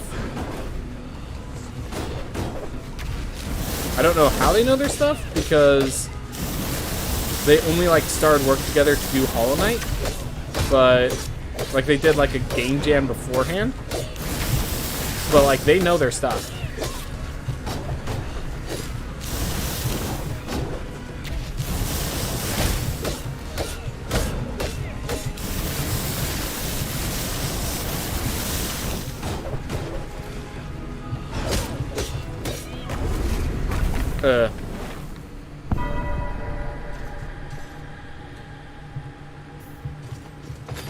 People say indie games are nothing we haven't seen before, but like, yeah, then if you argue that, then yeah, you could say the same thing about AAA games. Exactly. Like, and people that say indie games are nothing we haven't seen before just haven't played the more unique indie games. Like, I've been playing Baba Is You. That game was not what I expected. Also, like, indie... Like, how do I explain this? With AAA titles, they have to worry about return on investment as, like, a major theme. Because, like, they're a huge corporation. They are relying on investors and stuff. If the game doesn't make money and succeed, they have bigger issues. Indie games, like, I mean, they obviously want to succeed, but they have a lot, they can take risks and not worry as much.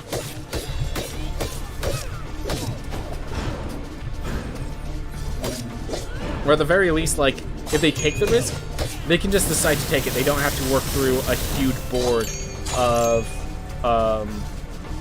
shareholders and stuff like that to get the risk A-okayed. Like, there's actually a huge theme.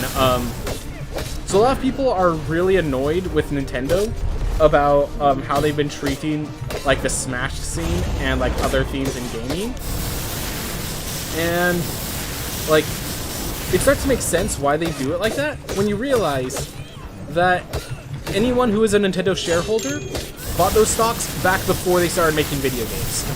Like, the people who are the shareholders who help decide a lot of their decisions don't join in with Nintendo generally before they start, like, back when they were doing things other than the N64. That sort of stuff. Is Minecraft still an indie? That is a good question. That is a good question. And this is where the line of indie starts getting blurred. Because I think the original Minecraft, like, Generation 1 Minecraft was definitely an indie. I don't think it's an indie. Whether or not it's an indie anymore is definitely within question. Alright, so if it wasn't for Diva, this character would be absolutely... I'm going with it. This character would be absolutely amazing if it wasn't for Diva on this character. So, we're just going to pick it and have fun. And no more money for us, because we've been failing too much.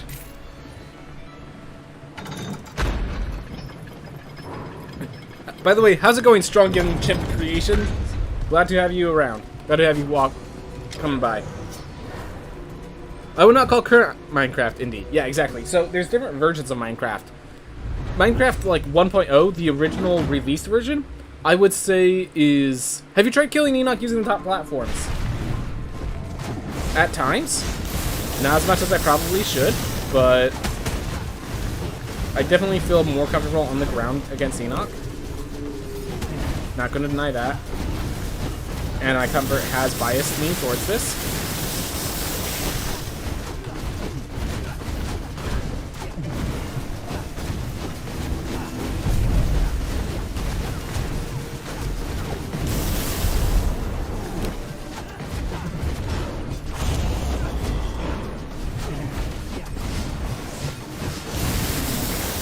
Get out. Couldn't get out.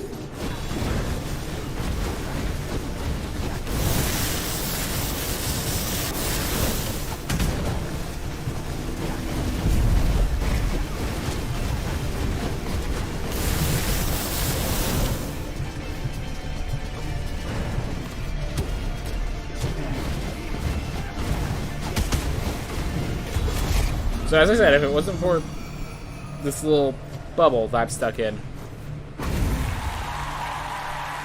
So they even give that to help with the ruse.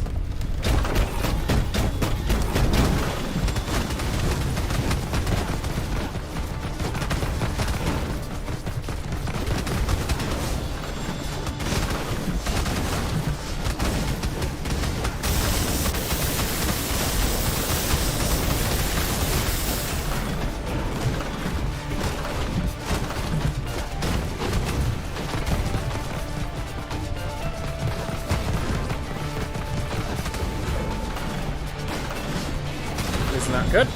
And we solved it.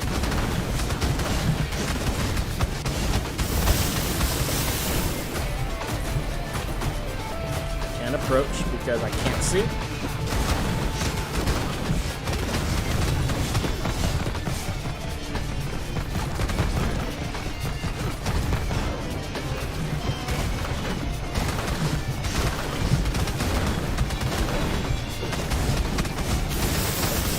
Kill it.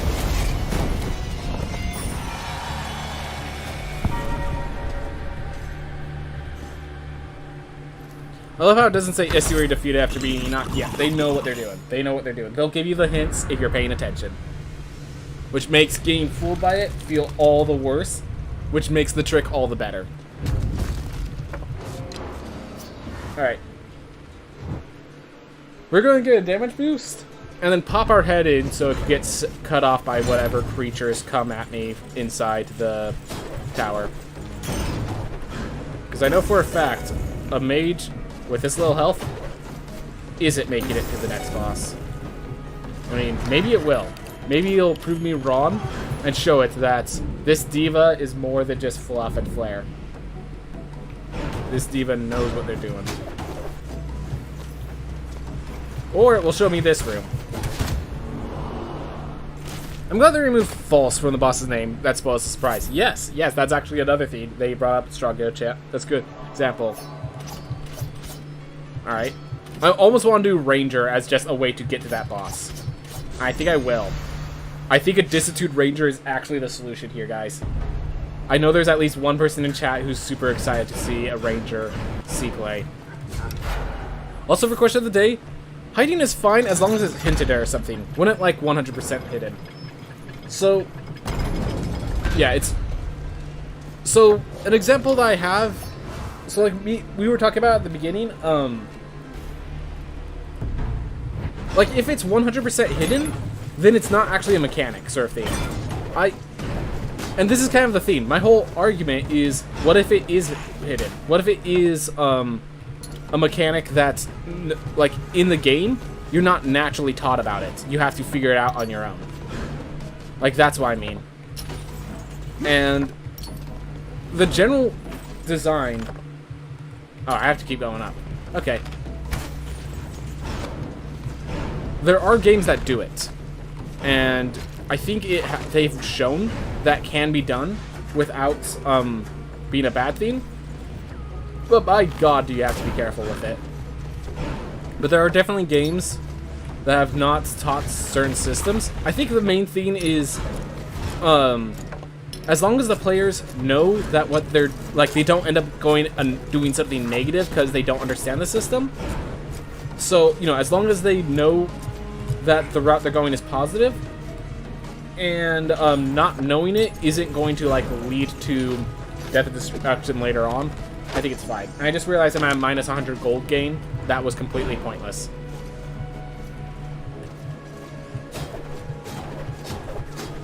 I also realized I'm going to have a lot easier time getting through here. Ta-da. Whew.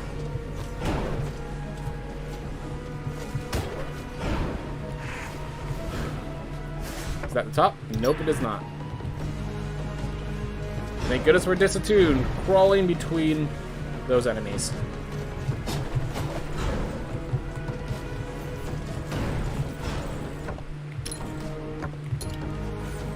Oof.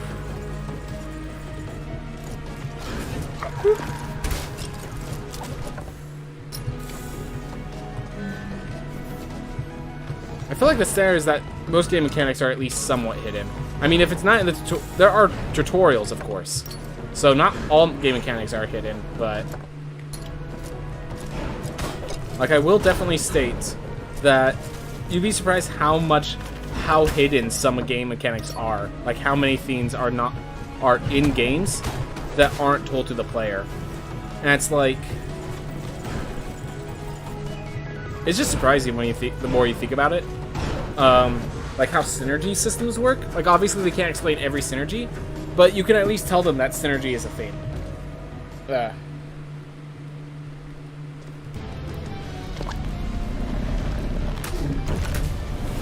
Don't mind hidden mechanics, but I do hate hidden stats. Well, I mean, technically stats are a mechanic, so that'd be hating hidden mechanics. Just with, like, just saying not all hidden mechanics, but some definitely.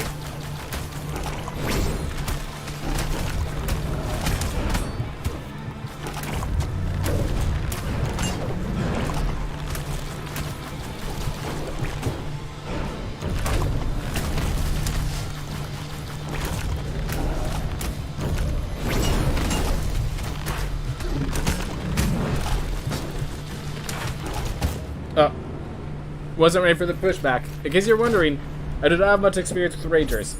But this Ranger did its job. It made it to the top. Well done, Ranger. Well done. And the one knight is a pacifist. Beautiful.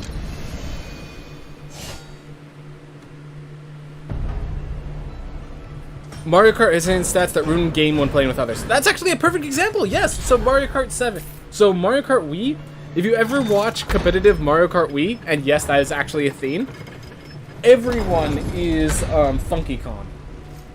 Yeah, everyone's Funky Kong with like a few set of bikes. If they're not Funky Kong, then they're Daisy because they're playing a medium rate kart, or they're like Baby Daisy because they're playing. Because all Funky Kong and the two Daisies each have a hidden stat of increased top speed, which is all that really matters. And then also, like there's a hidden way you can like, if you're put into a stationary, you could get a boost, which basically, because you can get a boost while, whenever you're not stationary, you can get a boost to basically recover, if you know how the mechanic works. It means that acceleration isn't even an important stat in Mario Kart Wii. So while it's very good at the competitive side, if you ever play someone who's competitive and you don't know how that system works, well, then you're out of luck. I never knew how that worked, and I always wondered why everyone was taking that cart that, like, the moment you get hit, you're ruined. But it turns out because you can recover from getting hit if you just know the secret mechanic. And then, yeah.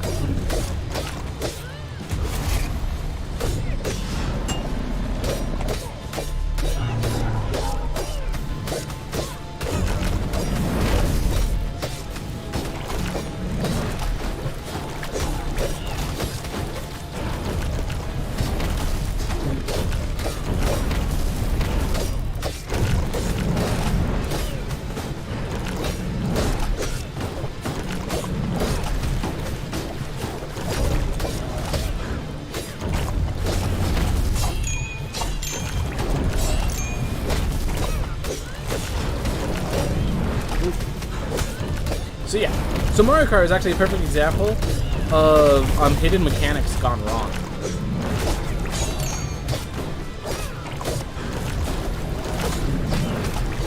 And like apparently, so from what Krakenstyle says, and like I'm totally reading very slightly because I am obviously focused, but what he says, apparently it still exists in Mario Kart 8 and the newer ones, so, but yeah, the hidden mechanics behind characters and stuff is just, yeah. It should not have to be that way. Yeah, exactly. So yeah, Mario Kart is a perfect example of your character cart combo is a bad decision because there's hidden mechanics you don't understand behind the cart. And where is it intentional that Iret's Sun Arena from outside looks like a big eyeball? I think it just might be because it's inside the sun. The fact that the sun, that eyeballs and suns are both circles, I think is actually just happenstance. But yeah, the fact that it looks like an eyeball, I guess, is a point. Could be intentional, could just be nice little coincidence. Both are possible. And yeah, Irad is such a unique boss. It's a bullet hell boss. And it's a good... The thing is, Irad is a bullet hell boss, and it's a good bullet hell boss. And that's the great part. Ooh, Special Limit has a lot of hidden mechanics. Yeah. Specifically the combat mechanic. However, the game does not really benefit off of knowing them. It's just a matter... Yeah, so... Yeah, Smash Ultimate, technically, like... teching at SDI isn't technically hidden, but it's not... It's like one of those things that are just like random pop-ups that you don't really realize. There's just so much information in Super Smash Bros. That they can't... So that's actually a good example. Smash Bros. With frame data with all... I will state, the fact that people had to work together to get the frame data is kind of a disappointing hidden mechanic. Because it's not exactly a hidden mechanic, it's a known mechanic that they didn't give you the info for. So, like, Smash Bros. Frame data, Mario Kart hidden stats, those are examples of bad hidden mechanics. Because you're going to feel bad for not knowing them, and the only way to figure it out is to look online. Like, you're actively worse off for not knowing them. It's not like, oh, if you don't, like if there's a special hidden mechanic in a game, but like you can beat the entire game without running into it, there's not... The reason I'm kind of bringing this up is to try to see if there are mechanics that can be hidden in Rogue Legacy 2 and not be an issue. But it's like, I don't care about frame data, but... Well, I think a lot of people do care about frame data. I think a lot of people, in fighting games, people do care about frame data. The difference between a frame or two could be a significant thing. Knowing how many frames you have to punish. People do care about frame data. People do care about frame data. We're kind of fortunate. I feel that we're fortunate that there are websites where you could go look up the frame data. But, anyways, with Rogue Legacy, I think I do like this topic of hidden mechanics, because, yeah, hidden mechanics are kind of necessary if the game is too clogged with information, but also it's important to have some sort of access. I think it's someone brought up that it's good to have some sort of access to said hidden mechanics. I don't know. I just find this more interesting than anything. I don't have a solution. I don't have a point of how to best use it. I'm just finding this interesting right now. Anyways, Lady Lisa, thank you very much. You kept it sub an hour. I will accept that. Alright, well, so for those of you who are new here, I stream for 4 hours. The first 2 hours are for Rogue Legacy 2, or for speedruns. Or at least they're usually for speedruns. Now, the speedrun portion of this is about to end. I do not have the time to do another speedrun. I'm sorry. In just a bit, we will be switching over to Shovel Knight. I have been in the middle of my Plague Knight playthroughs, and I'll be jumping into that in just a bit. What if they hide the game itself? Like, never releasing it. It's the next level of hiding mechanics. I mean, no one can really judge it because they never really played it. I think the only person who judges that game for hidden mechanics is the creator of the game.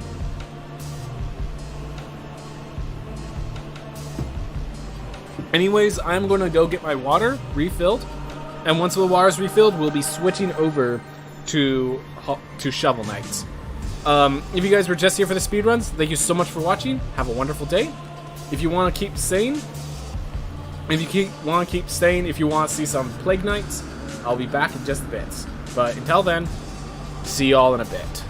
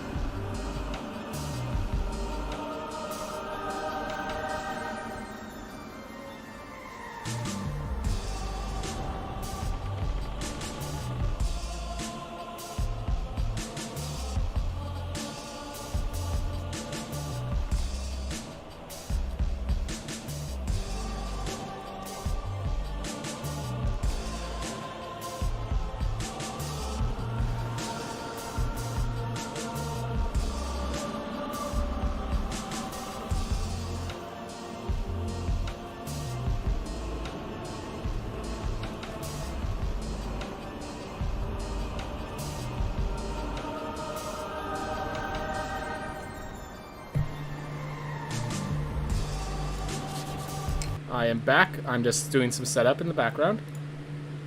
Here's the screen for when I'm playing Shovel Knight.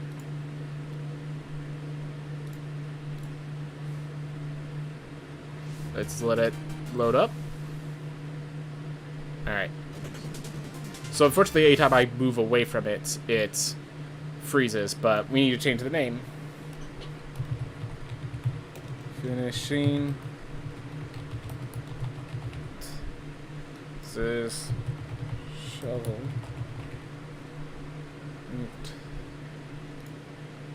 It is no longer a speedrun. This is a first playthrough. Go. Oh. This doesn't need to be here. Whew.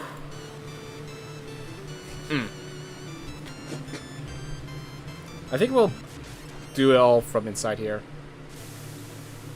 Alright, so we have this clear. Whew.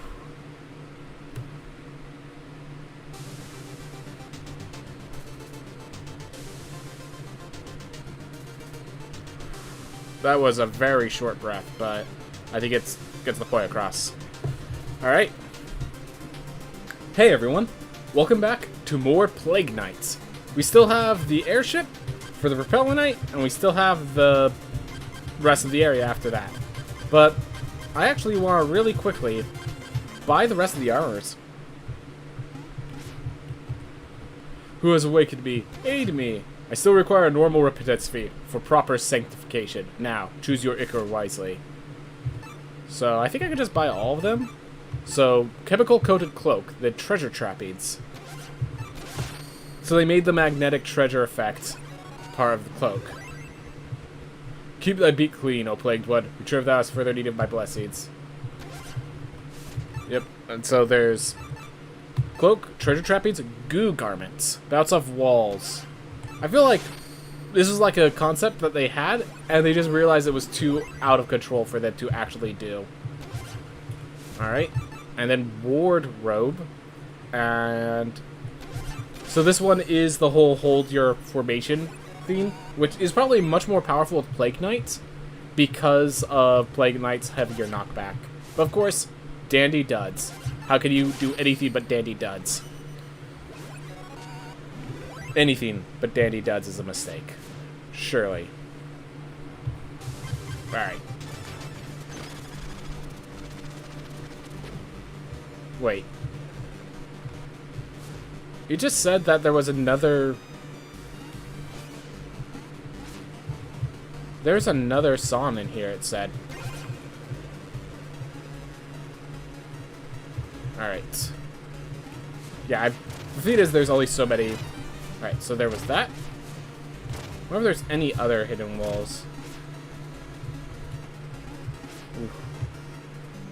Ooh, I know what I need to do. There we go. Let's see if you...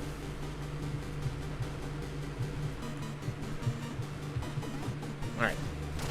I just love how it actually kills their Freds. So, I gotta breed this up. So, one of the things is the question of whether he's going for the Magicist or the person who just left. I can't really think of her name right now, I apologize.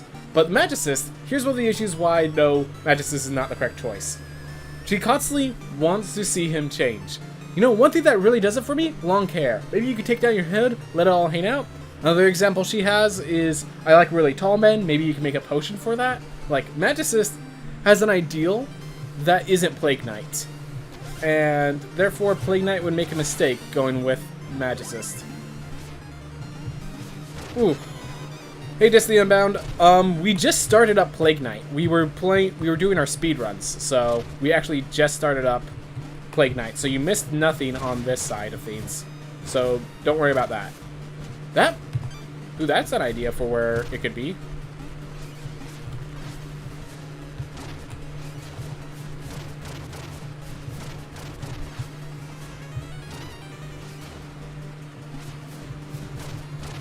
Alright, well I guess there is... It's not here, or at least I don't know where to look for it. It's not through a wall. Alright, well, with that collected, with all our money taken care of, Let's go take out the propeller knight. Looking good. Alright. Been a while. Let's make sure. So in case for people that are watching this just on my YouTube channel, I just came back from being gone for a bit. Let's do Seeker. That might actually... Okay. Never mind.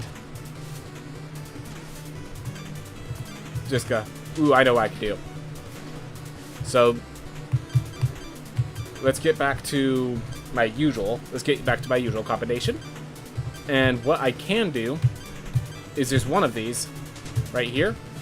If I run into that guy, I'll deal damage. Alright. Oh, right. I don't have... Because I'm dealing damage, I'm not staying in the air long enough. Let's move back to my floaty jets. I've just got so used to them. Whoop. There we go. Alright. Short fuse. Let's get to medium fuse so I can get there. Wow.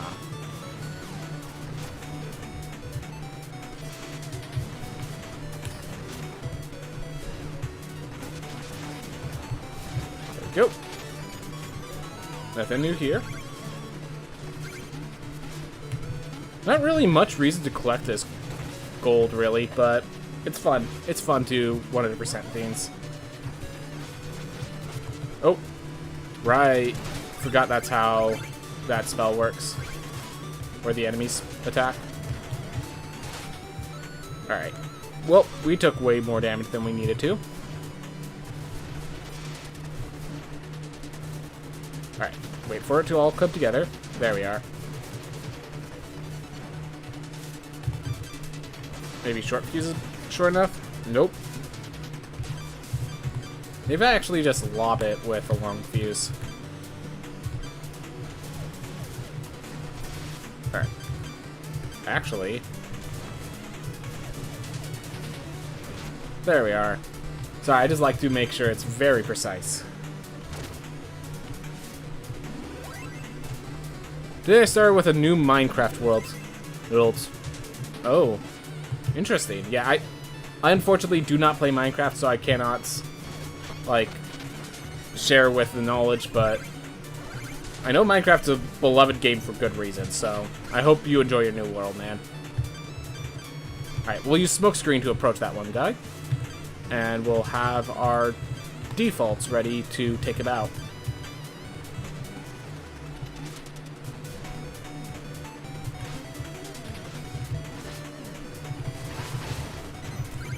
Here.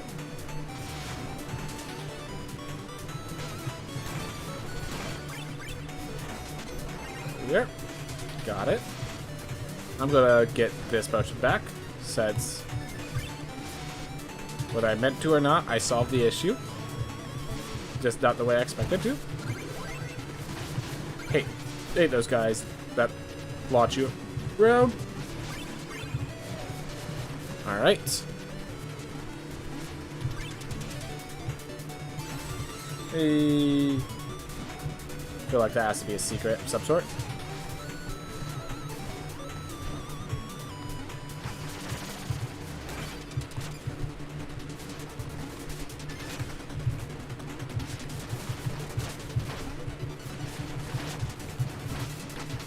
There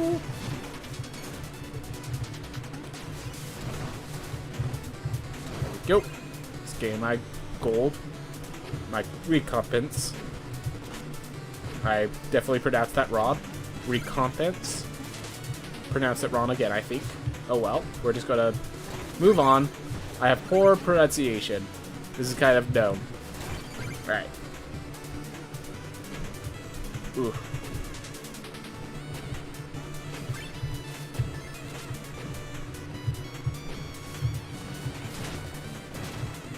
Take care of that guy.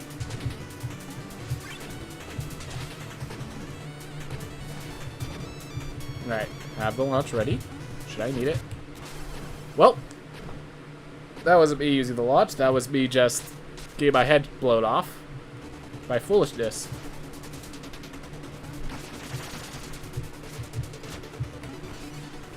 No need to fight needlessly. Just move on, continue my story, complete the quest.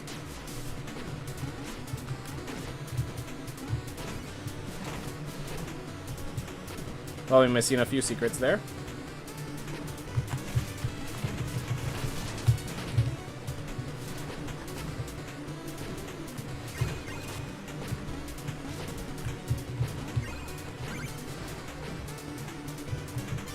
Alright. Oh, I was right next to the checkpoint. That feels a little bad.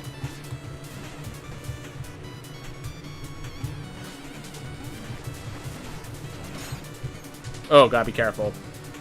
Okay, get away from my save point.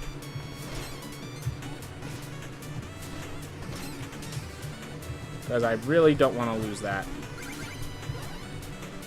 Ooh. Oh yes, the instant death pets and spikes. Such fun to deal with. Yep. I'm not sure if you've heard my whole spiel on them. How much I love them. It's not much. So yeah, in case you're wondering, I feel like the whole design of this game was to fix the issues that was to be nostalgic, but fix the issues that made nostalgia games so hard, like needlessly. And then the spike pits just proceed to give up on that concept and just make them hard. Like,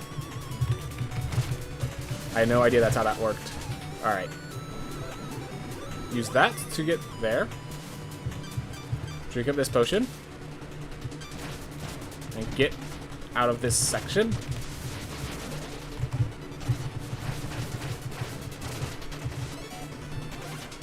Ah. I'm just trying to get out of here. So we need standard fuse. And I actually want to trade this for just black powder because that allows me to attack as fast as possible.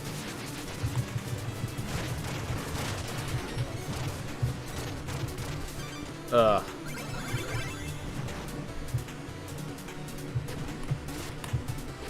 Alright, well, we're not dead. Take pride in the little thieves. Hey! Now I'm happy. Now I'm real happy. Ooh. Oh. We need to switch that out before I run off into my death one of these days.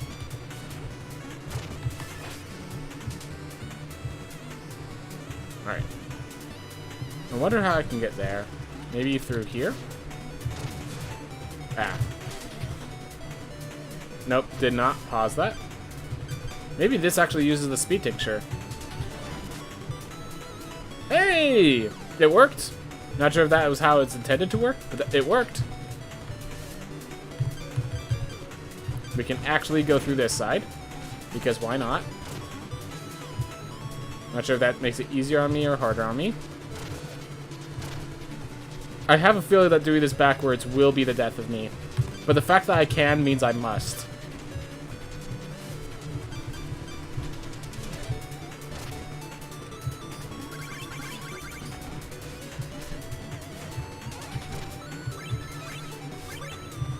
Honestly appreciated. You were actually useful for once. Alright. Ah, it has to be on the other side. Got it.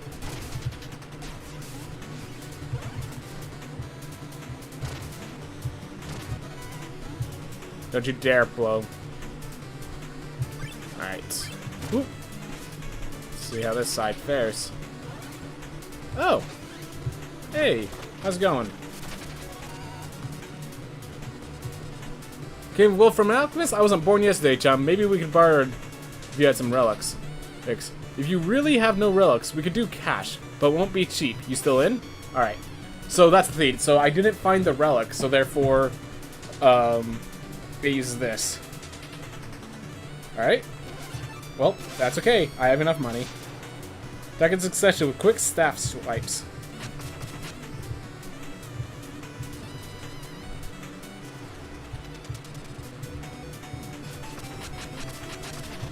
That's cool. So I have a close range attack now. If I really need it. Plague Knight's story is supposed to be like Richter mode from Castlevania. Which the game is identical to Simon's Quest, except with different movement options and enemies. Yep.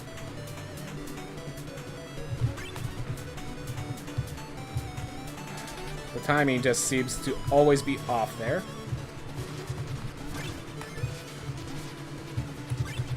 No!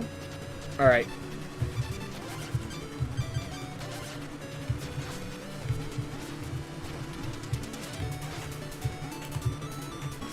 There we go.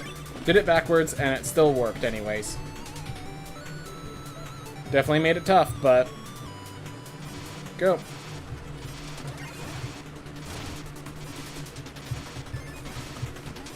I fight, and I could just use the vat to float.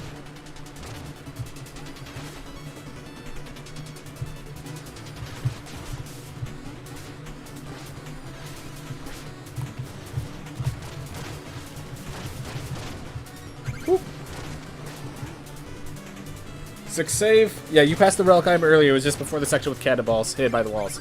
So yeah, I did know. I think there was definitely an area where I was like, there's something here, but I'm not going to stop to get it. I felt like I said that to myself a little while ago, so not surprised. Either way, I may have not found the sword, but I have money. I found something much greater than the sword. Wealth. And a lot of it.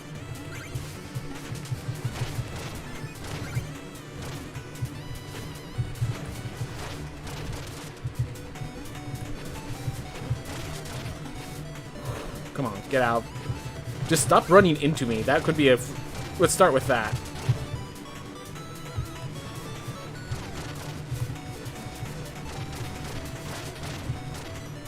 Ugh. I'm sorry, I think I need to switch here just to get health back at this point.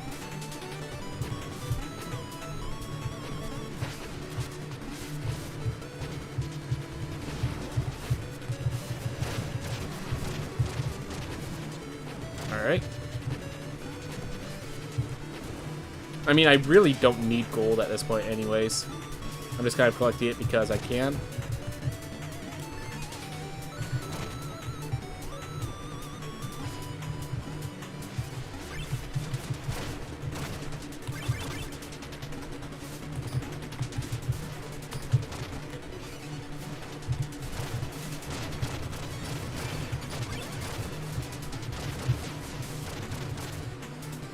Alright, let's get that ready. Just in case.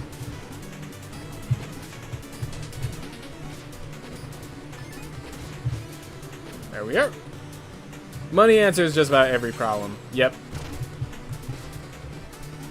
We hate to admit it, but it's true.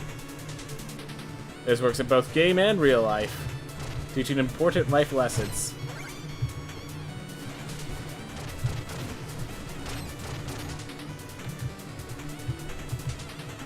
Well, that's okay.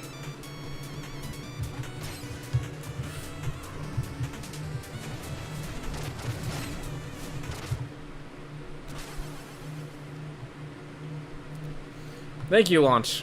Thank you for the launch. I appreciate it. Oh my gosh. That would have been horrible.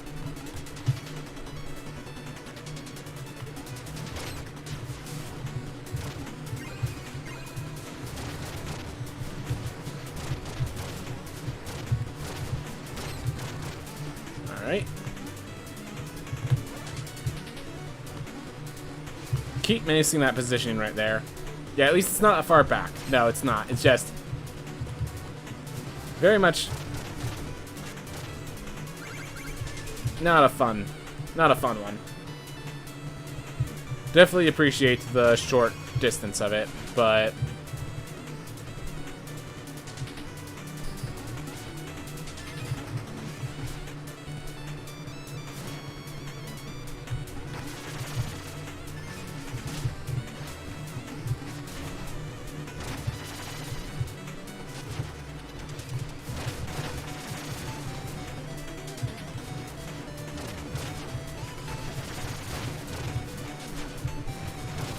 we are.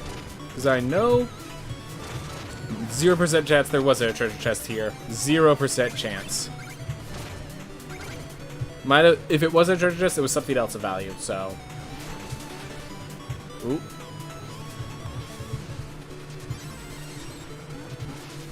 Well, yeah, staying down definitely seems like the issue here, since I have... Oh.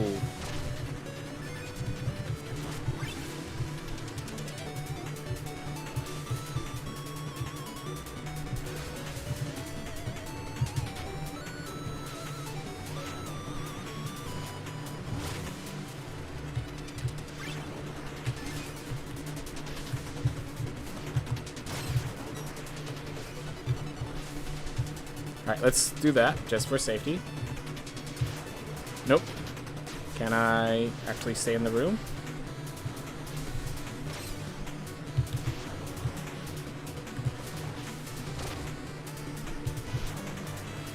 Well, I'll just get that another day.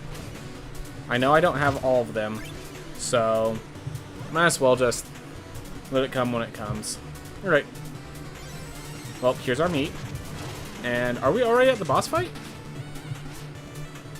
We are. Alright. Against this propeller knight. He's going to be throwing me around enough that I think this is just going to be...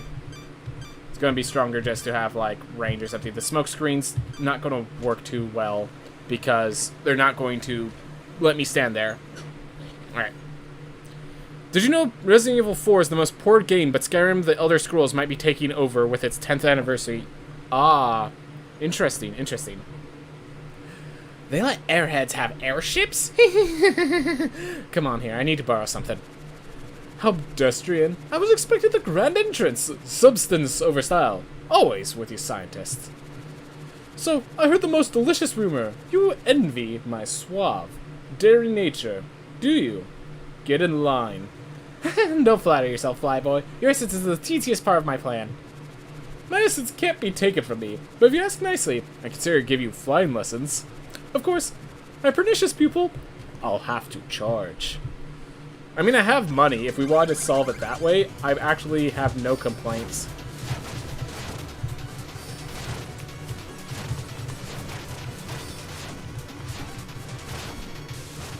Alright, and now we switch over here. Oop, and we switch this. Oh, what am I? Wrong one. There we are.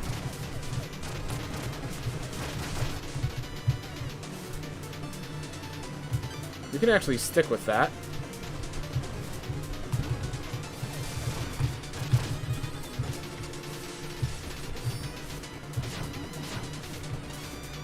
Alright, we switch back. And I think we just damage boost it, basically. Oh my gosh. So yeah, just getting knocked into that quarter was the kill shot. Someone must have a Plague Knight set for destroying bosses in seconds. I feel like each boss is slightly unique in its setup of how you can kill it in seconds. But, yeah, definitely Plague Knight has kills rather fast.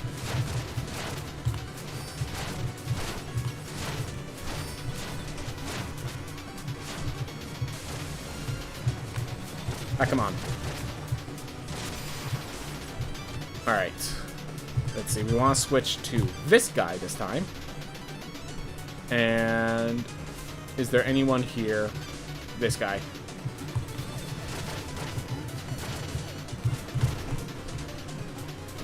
Oop. Alright. Whew. Oh my gosh. It's just literally these pits. These pits are the reason I have a trouble with this boss. I think this is the most deaths I've had to any boss, and it isn't even to the boss itself. Just to give a sense of my problem with pits.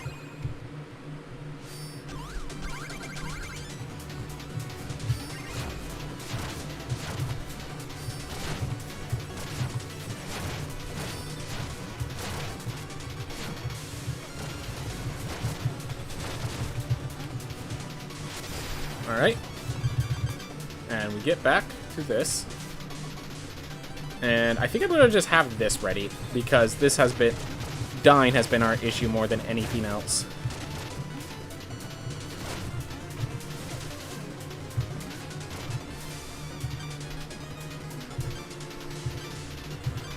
Which one? We'll just go with base for now. 2 health every time, and then I just get punched into a lead, into the cycle. I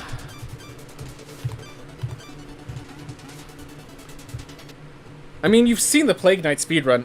Oh, I haven't seen this Plague Knight speedrun. I actively have not, so I don't let it change how I play. I know there is one. I'm certain of it, but...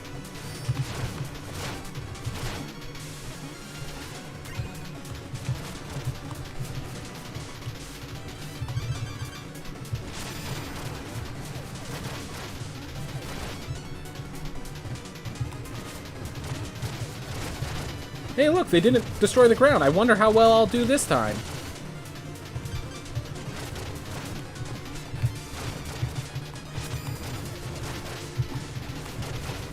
There we are. Look at that. They didn't destroy the ground, therefore I win. Yep.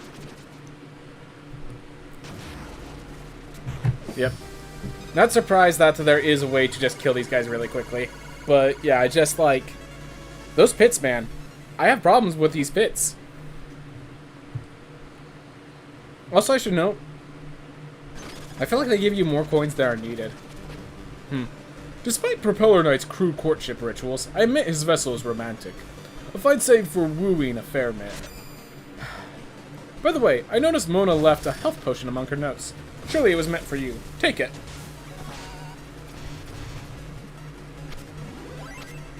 Alright. Now I get the max out theme. Incredible! The penultimate essence! Quite the accomplishment for you! I wasn't working alone. At least not in the beginning. Such humility! I realized I helped, but the credit largely goes to you. Not who he was talking about. Well, anyways, time is nay. I'll use Mona's decanter to pack up the essences for you. Be incredibly careful with these. I know in the Shovel Knight speedrun, Keen Knight gets defeated in less than 10 seconds. Thanks, Percy. Don't wait up for me. Alright.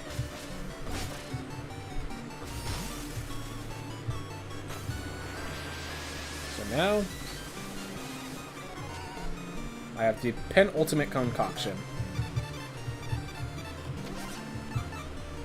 Alpine Alchemy? Alright. So we are missing a lot of Cypher coins, but like at the same time...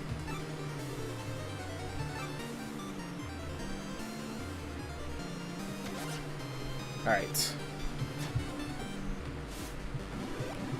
I'm going to use the rest of those. We're going to switch. Nothing like Old Faithful to start off the next area. By the way, swap these potions for the Magicist. Thank you. I really appreciate you, bud. Whoop. 2 sheets of paper. Alright. Well, thank you very much. Get all my music ready for our grand finale. Whew.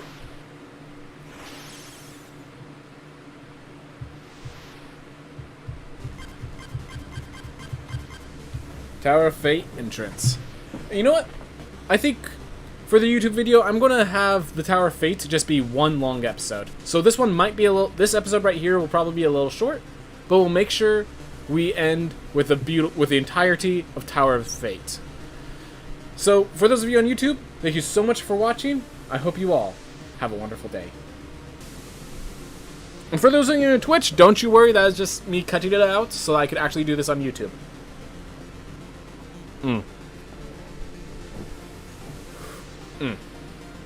So we're down quite a few...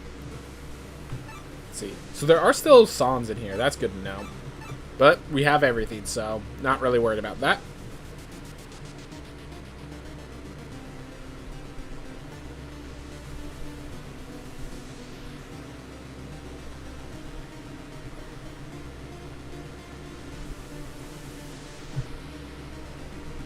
Alright, see you later, wee bitch. Thank you very much for stopping by as long as you did.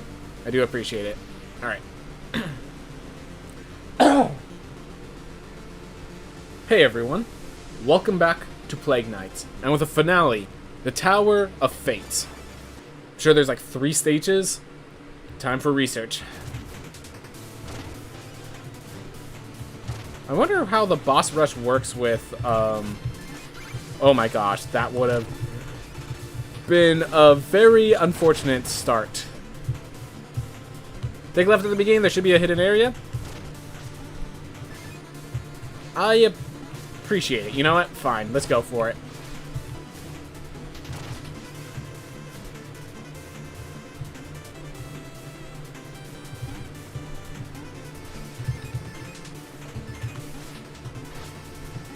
I'm assuming that's just a pit of death, given the fact that we have this here.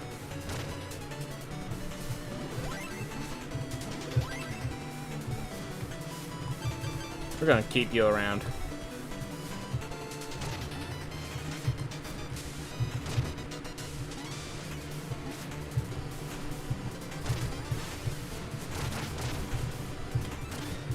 It's still funny that, like, there was all these different changes you could have to your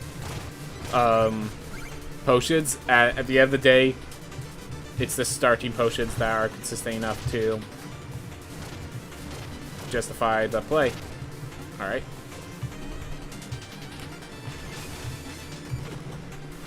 Ooh, thank you for that little hint. I definitely missed those in Shovel Knight.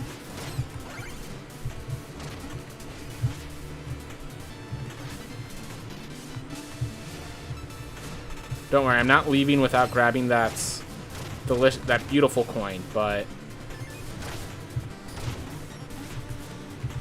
wanted to grab it my own way.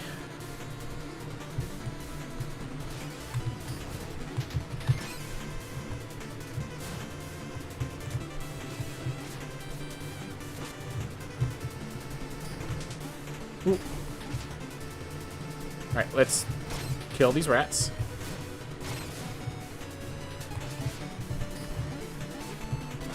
Oh, what am I doing?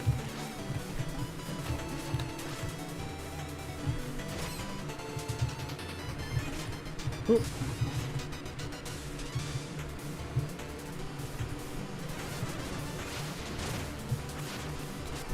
Yeah, fair enough. It makes sense that I never found a hidden room.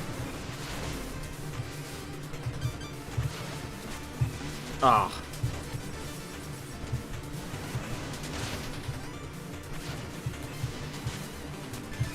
Alright, so they shoot 2. You know what? I think I could just do it with this. Come on. There we are. Just find the angle, and you're good.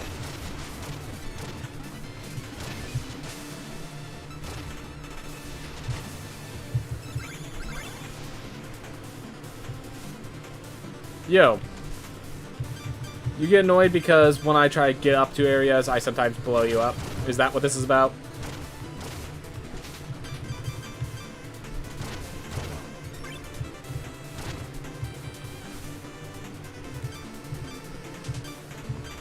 Alright, so I'm going to do lob, long fuse. That might help. Nope, didn't reach. Wait for that.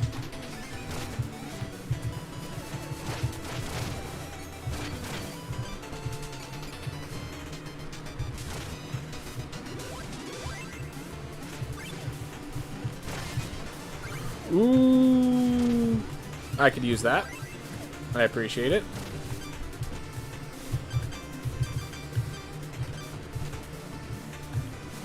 Alright, back to the old classic for me. Bubble with short fuse.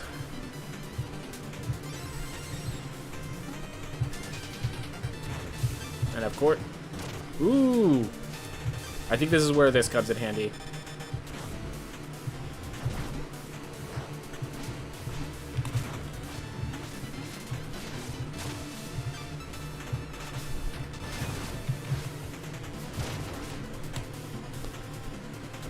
Oof.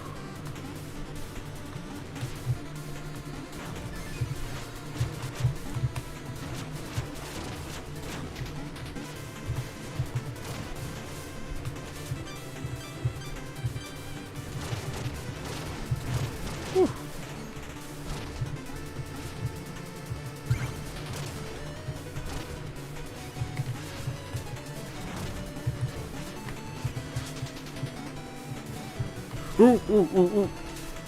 Gotta get that broken now. Alright. So we're gonna drop down here.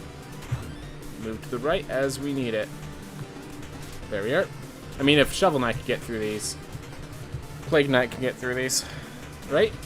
That's the assumption. Though assumptions can be wrong. Not gonna deny that. Exhibited. There.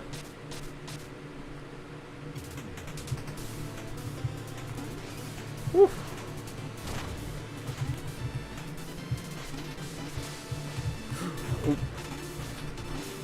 Oh, no, no, no, no, no, no, no, no.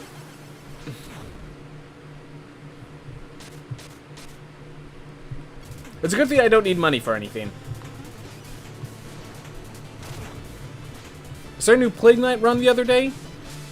I'm focusing on this right now, so. For 2 achievements where you break all the, so no extra health and no. Cool. Good to know that there's achievements like that. For now, I'm just gonna stick with Plague Knight as is. Alright. You know how I talk about the problem with insta-deaths? I just want to make sure you know, because I don't like them.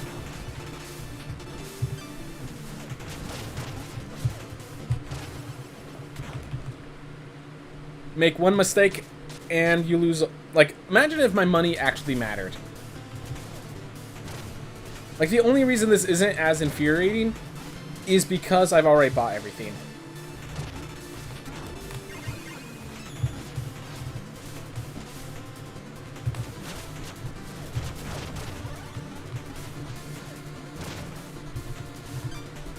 Like, you're assuming that if your, like, your economy's built to last the entire game, and if you make that assumption, these deaths just feel cheap. I'm sorry. Like, I know some people disagree, but just, like, these insta-deaths, because of one little misplacement.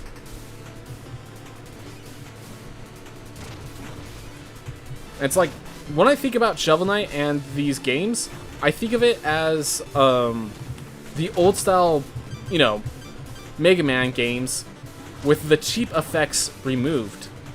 And yet, the reason I always bring this up is because insta-deaths are the example of, hey, this was a mechanic that they should have removed, and for whatever reason they didn't.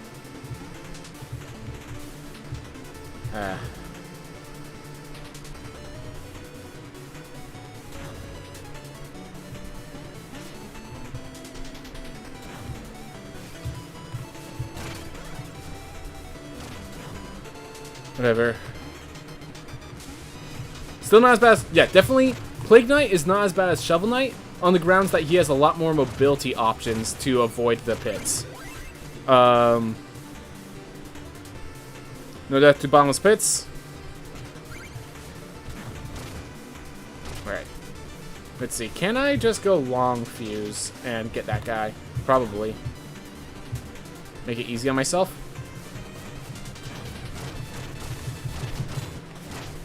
Alright, well, I hit him once through his shielding.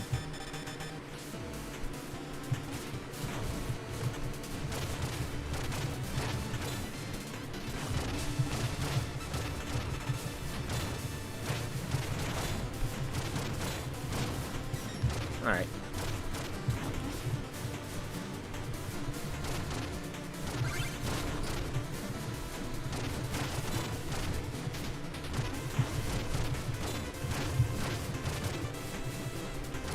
Come on. There we are. Simple enough. Just takes a while. There we are.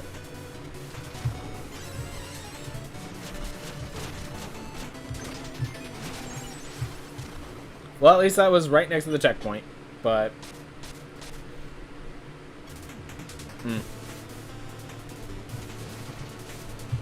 Let's actually use this guy. Appreciate it.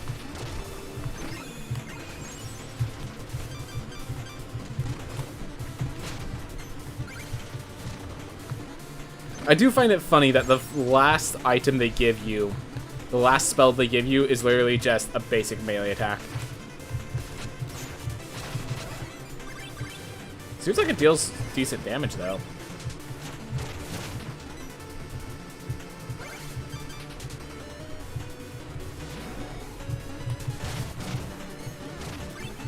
Alright.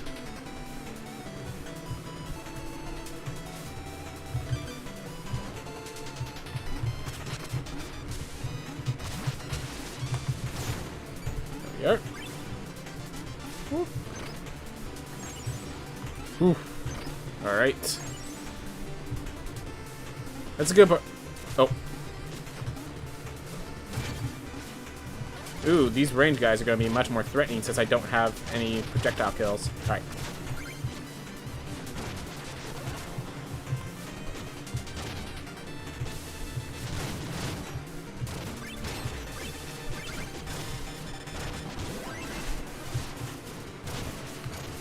Alright, well, Smoke Bomb is the obvious choice here.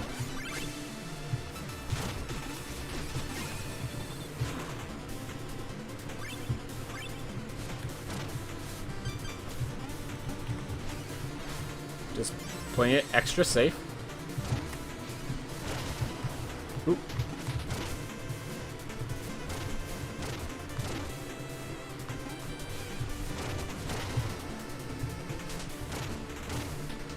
Whew.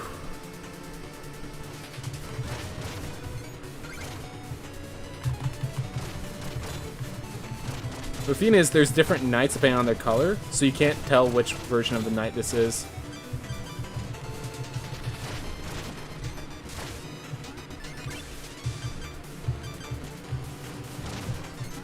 Which makes that fight actually hard. Cool way.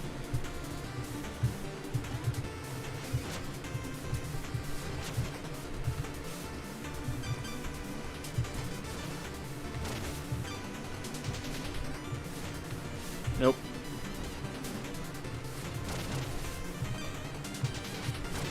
Yeah, none of them have... Alright, this one has the range. Just need the...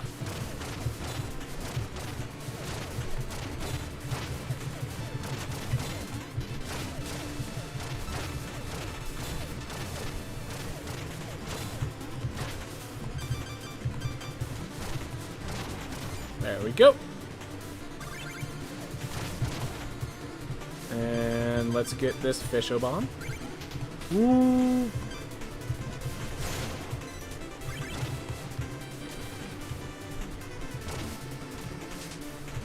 Oh, music. Not what I was expecting, but happy to have it.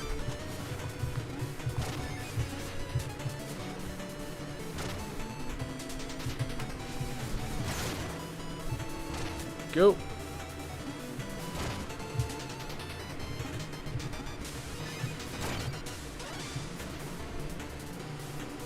Alright.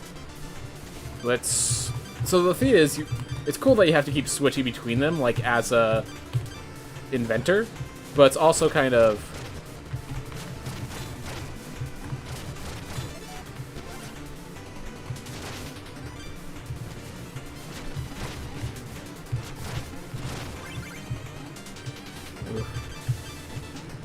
Get my health picked up soon. Oh, is this a guy with... Alright, hold up.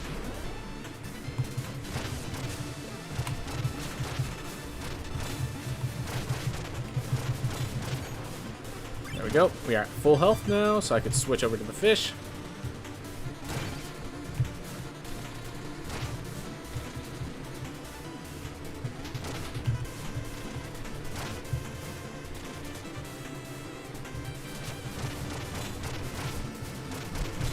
The potion's over there, and I can't... Yeah, the potion's just gone. I'm just going to declare that potion is gone because it looked like it was through a wall. I really didn't want to risk it. You know, all that jive. Anyways, we're at full health.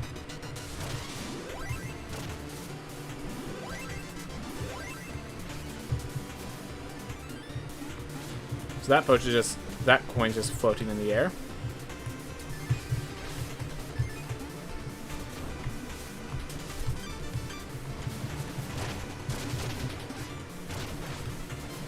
Alright. Well, we didn't get all the coins. Oh well. Keep that guy from killing me. I appreciate it. Ooh. Black Knight. Must I suffer you again? As long as you pursue the Enchantress, I will pursue you. Great. I could use the entertainment, just one thing. Why were you talking to Mona? She was trying to bribe me to give you the Enchantress exits without a fight. Ah, that's the one. Mona was looking out for me? Being incorruptible, of course, I would hear no such talk. Mona, did all that to protect me? I must have the potion! Out of my way! It's all powered up. You know what? This boss will deflect my attacks. Unless...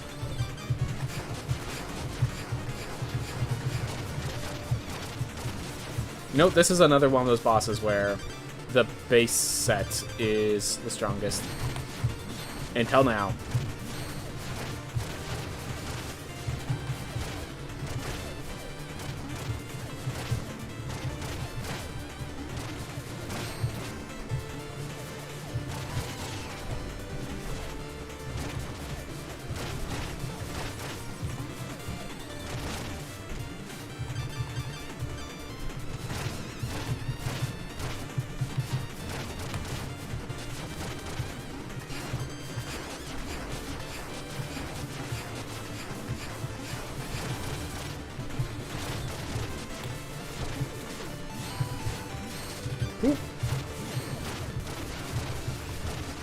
You know what? Let's finish off with this, I think. There we are. Took a little too much damage, but we figured it out. We get a spin to win. Finish the job. So what happens is in the third fight with Black Knight, he gets empowered by the Enchantress, which is why he had those wings. So he was already empowered from the encounter with Shovel Knight. Clearly you care for her, but why go to such lengths? Why a potion that makes you all powerful? I'm not out to rule the world. I just want to become stronger. Maybe then she'll love me. Fool! Can't you see that she already does? No. The potion is the only way. Well then you are a fool. If you think the potion is necessary. You already have your dancing skills. We learned that from the Troop King. That was the most important thing to gain. Your dance skills and your beautiful cloak. The Troop King taught you everything you needed. From there, you could stop going for darkness.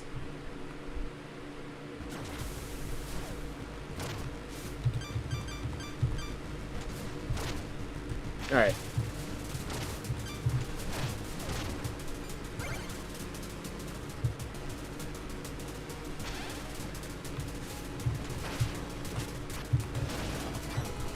Thank God for iframes. Oh. Well, didn't die. Thank you for the iframes. Again. I died 3 times, except iframes saved me.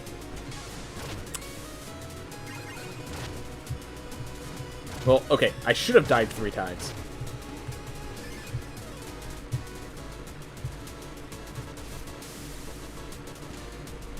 Oof.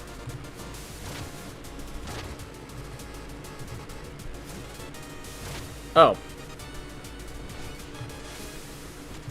Well, that ain't good. I'm gonna just do that to float slowly and just ready to use the potion now.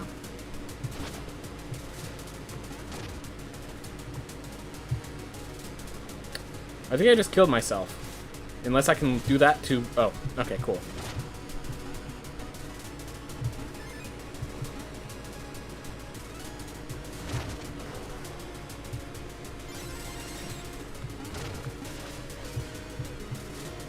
Alright, well, we have the potion, so...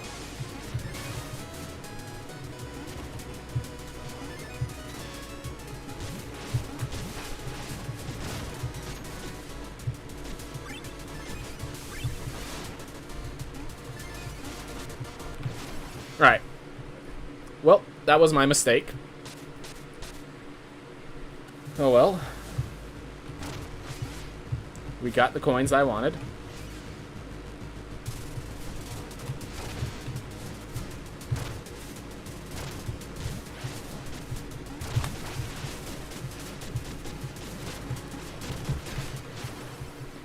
Thanks. Man, that heavy knockback is that thing where it says, like, you don't get knocked back but you can't stop is probably the strongest armor with Plague Knight. Would not be surprised to hear it. Well, I hate to say it, but some of those bags just ain't coming back.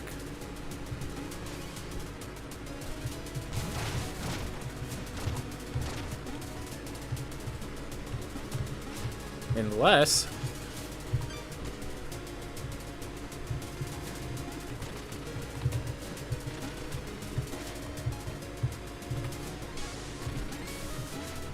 Nope.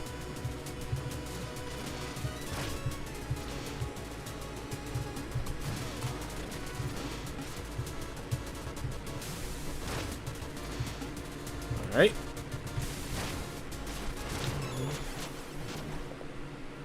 I was not prepared for him to jump into me like that. I knew that was a different version. I didn't know which one. I did not expect him to fly into my face like that.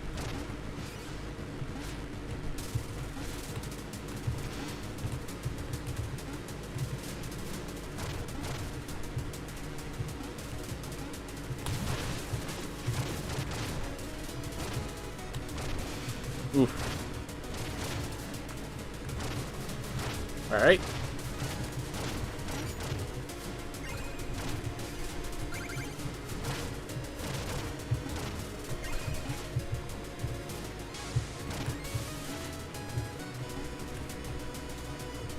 Well, I do not want to face you. You just suicided bombed me. And I'd appreciate it if I didn't get suicide bombed. Gosh. And that's why I like this arc. Because it actually hits the guy in front of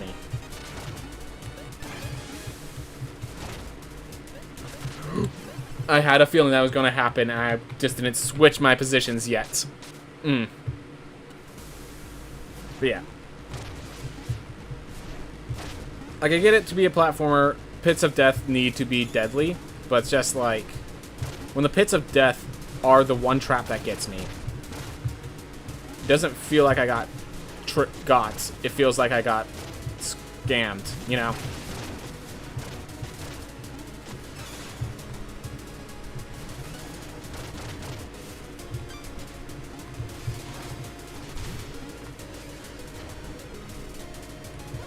Ooh.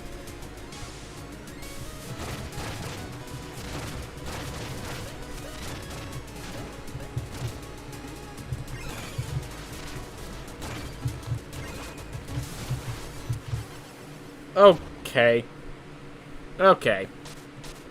I need to just stop going for my gold because that's how I'm dying. Same time.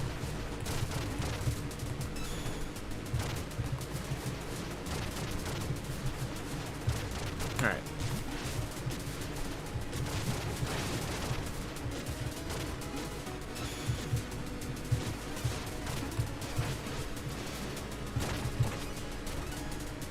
Oh.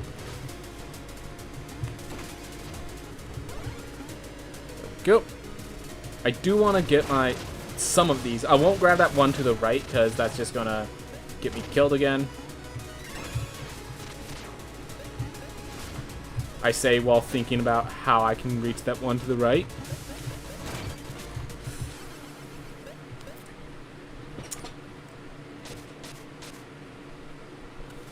I would rather everything in this game deal twice as much damage and the pits not kill you. I'd probably rather everything deal 3 times as much damage and the pits just don't insta-kill you.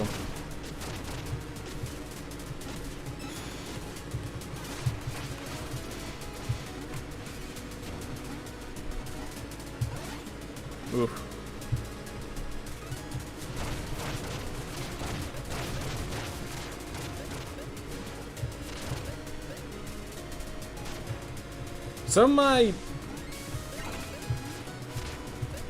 some of those are are actively. Yep, some of those are just gone, just flat out.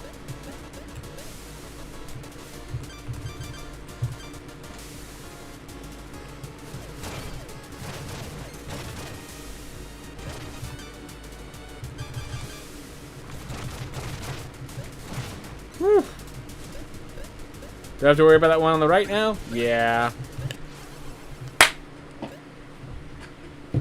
I'm getting really annoyed by these pits of death, you know? As if in case that wasn't clear to everyone. Like, this game is fun if you exclude that. Like, but the problem is it's easy if you exclude that as well. Like, it's like it feels like the game wasn't properly balanced because they relied too much on these pits of death! Alright, forget it. We're no longer going back for gold. I'm just tired of these pits of death now.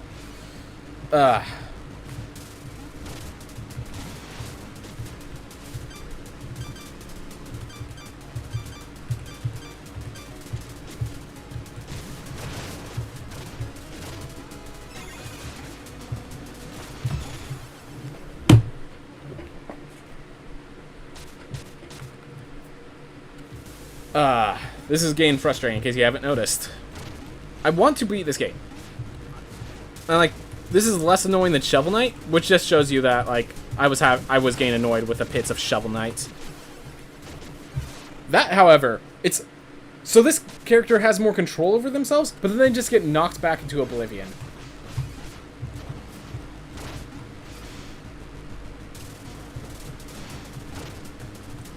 At least these ones. Don't you dare. Like, I'm okay with making a mistake means you get injured, but making a mistake gets you insta-killed because it happened to be near, like, because your knockback was in a bad position. I don't like that. No, I don't like the balance of that. And this isn't Celeste. The speed between each death it takes a significant amount of time to reset your character once they've died. This isn't Celeste or Super Meat Boy. This is not designed well for constant deaths. Just give me another checkpoint. Thanks. Alright. Here comes the big fights. Let's get our smoke screen ready. I don't know what the story is. Oh, we're not there yet.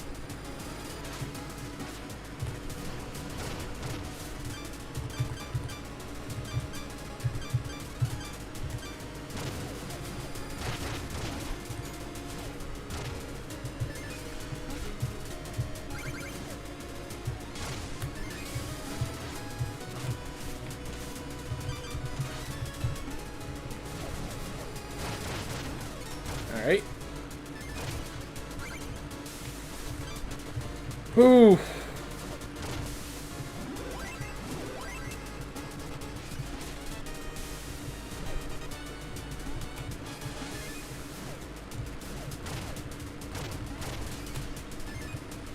Alright, so they use the coins to kind of introduce you to the pathing there. Thought so. I don't like you, and I'm just not going to deal with you. If I can help it. Oh my god.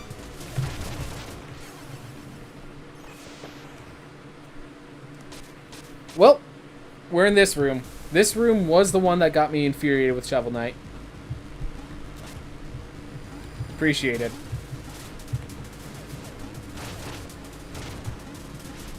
Yeah, it's like, it's not that the enemies are threatening, it's the giant pits that the enemies are next to that's threatening.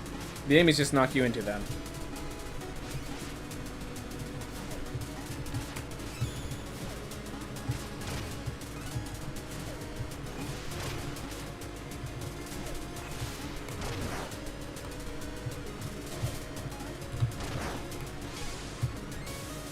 We're just ignoring this room. I do not want to go through that room as many times as I had to with Shovel Knight. I know I'm not 100%ing it anymore. I know it's pretty unfortunate to watch, but I'm just not putting myself through that again.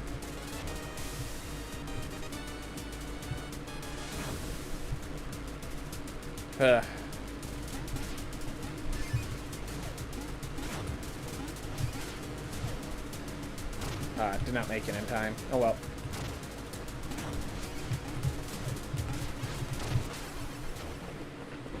Okay, whatever.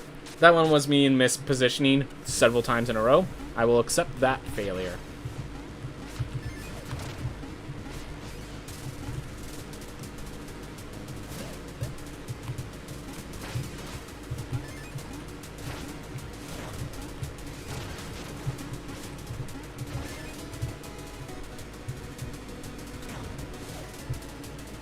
Alright.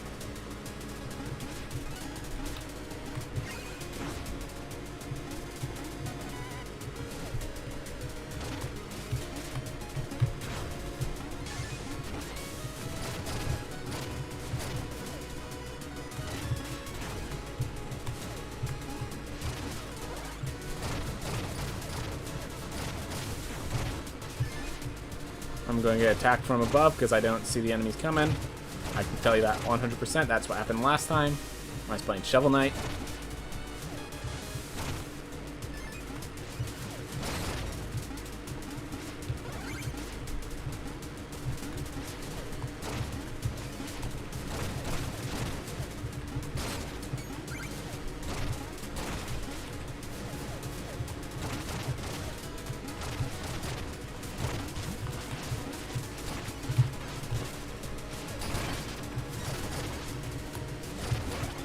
I don't know how close I was to death there, but it was closer than I'm comfortable with. I'll tell you that much.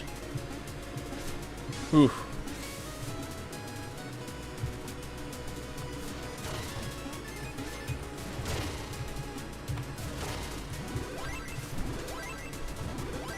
I want to give meat more than once in the same room. Alright. Here we go.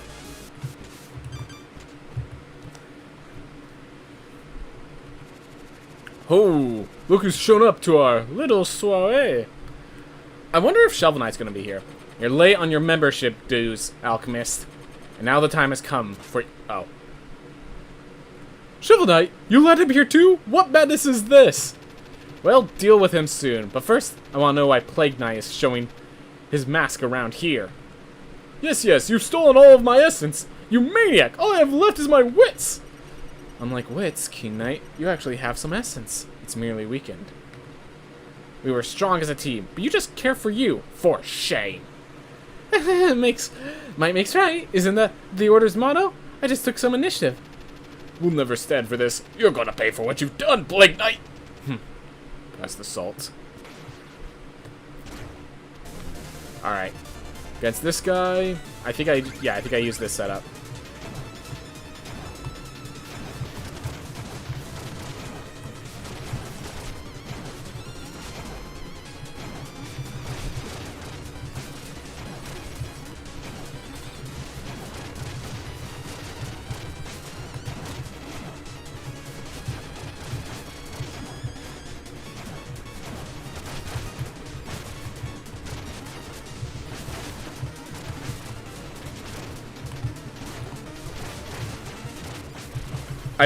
I was holding up to do my spell, and I had the wrong spell in anyways, but... So they did actually talk about how they made sure that the Snow Knight would be one of the first knights you face. Not always the first one, but like in the first 3, specifically because of how annoying it is to have those spikes just randomly one-shot you.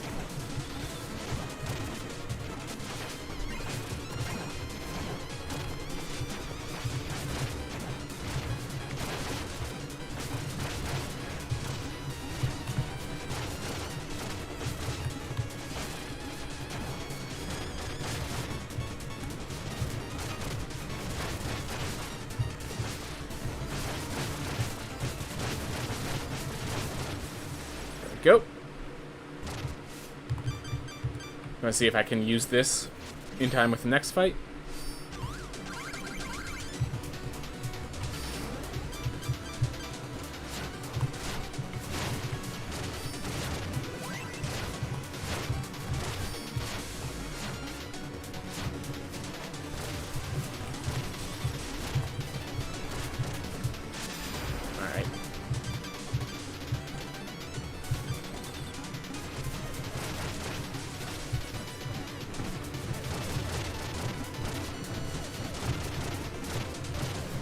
Oh my gosh.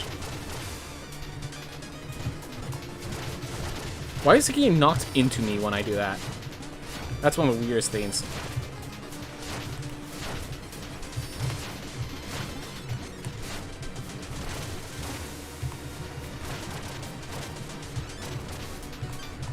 Alright. Well.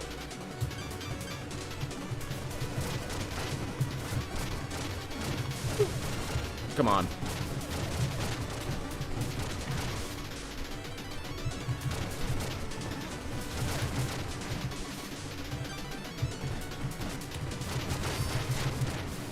Go. At least he's dead.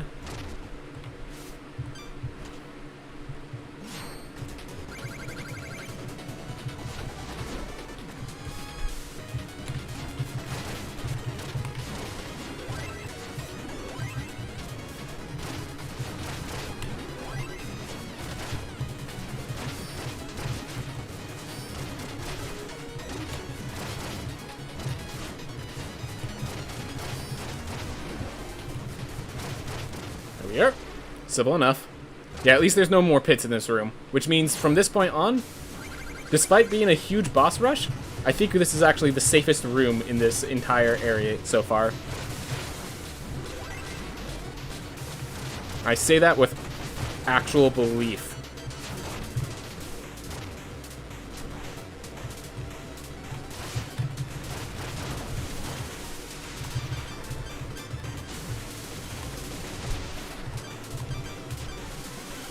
Let's get long few, or...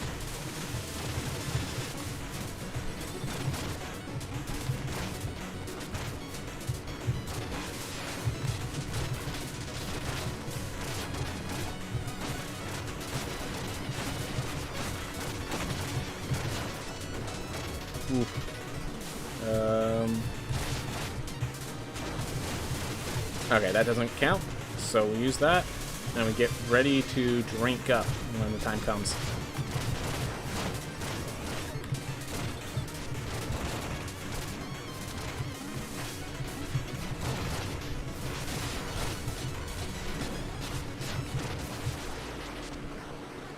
There we go, a bit more life.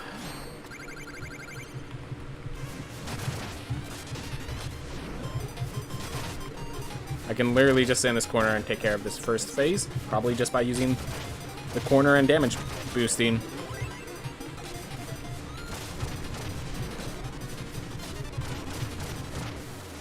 There we are. And as long as I can get up on that screw and not mess up.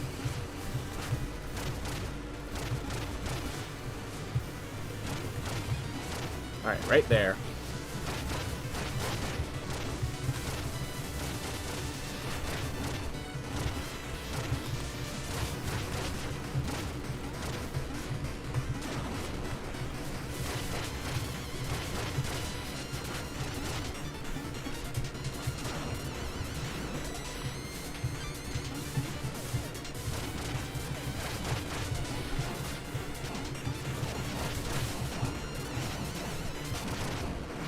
There we go. And as long as there's no pits in this room, yep, I'm not scared too badly. Alright, now there's a platform here.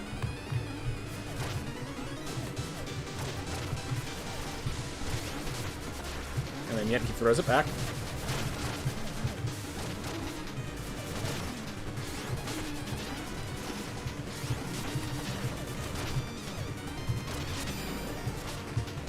Alright, as long as that's active, I'll be fine.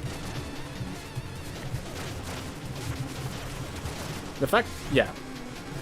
Just like, I don't think Plague Knight needs too much health when you have all of its means of regaining life whenever you lose it.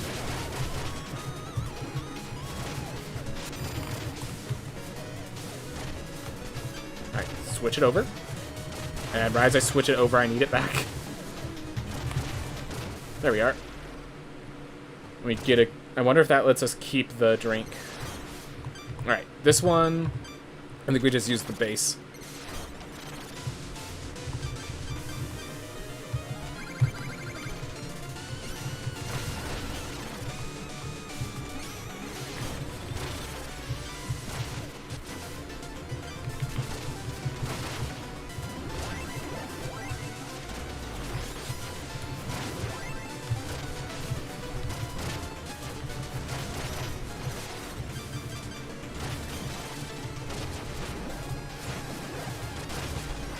so he can knock that out of me. That's good to know.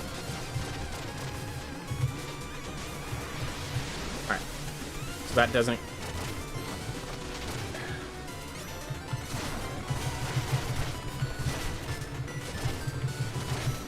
Alright, well, let's just see if I can have enough health to beat Shovel Knight.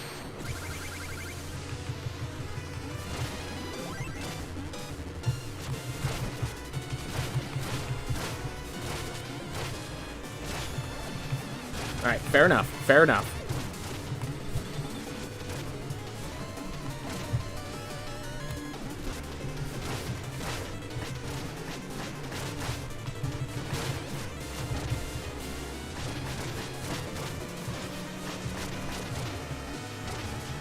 Alright.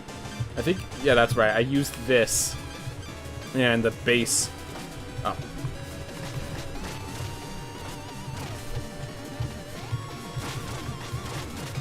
Alright. Let's just use invincibility. Because it's abusive. But why not?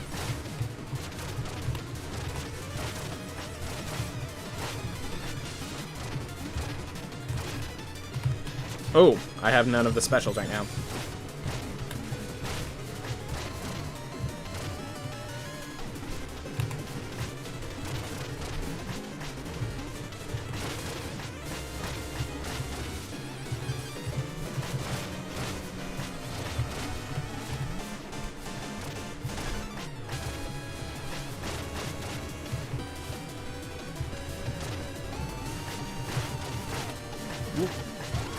Come on. Not too over to fight, just the last fight on a long list of fights. Oh, this same joke. Then he's gonna pick us all up, right? Love how Shovel Knight sometimes pokes his head up to see what's going on and then falls back asleep. I mean, playing dead is a successful strategy if they're all doing that. Give us a hand, Shovel Knight! You wouldn't leave us to hang here, would you? Oh. Oh. Now that's what I call a party. Enjoy the cleanup! Yeah, I'm wondering, because, like, he wants the Enchantress's exits, but he doesn't really care about Shield Knight. Just about, Mona. I'm wondering how Mona gets involved in this version. I'm just curious if anywhere on that breaks the entire... Yep. Alright. I think for this fight...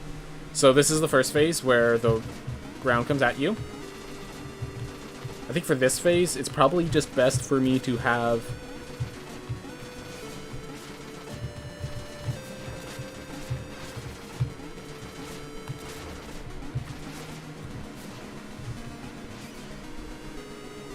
frames.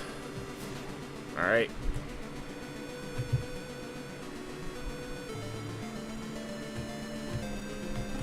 Alright. This.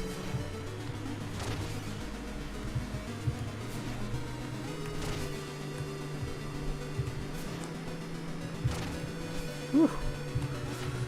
Whew. Alright, have this ready, because I have a feeling that with Plague Knight, they might actually pull the trick and have this not be the ground for a moment. Woo. Yep. Definitely, like, I think the vast majority, a ton of this game is inspired by Mega Man, so does not surprise me the slightest. Alright. Plague Knight. Ah, so your fool's errand draws to a close. You know why I'm after, Enchantress, and how important this is. Do not speak to me of importance. Your quest of folly. You'll never be anything more than you are. So you've come to rob me of my essence, to shape the world to your whim. Essence is insignificant to me, but you, my servant, must be reminded of your place. My place is by Mona's side, and you won't stop me.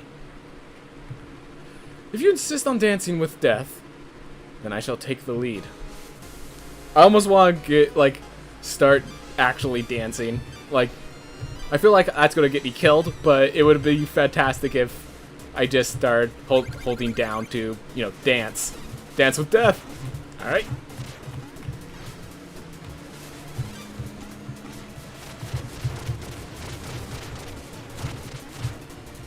Oh!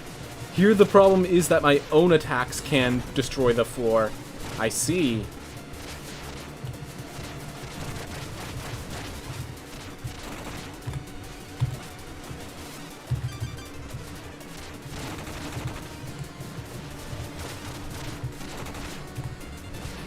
Oh.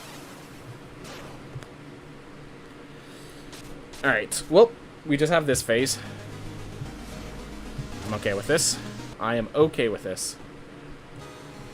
Honestly, being above her and then shooting it down isn't even a bad idea. Nah, come on.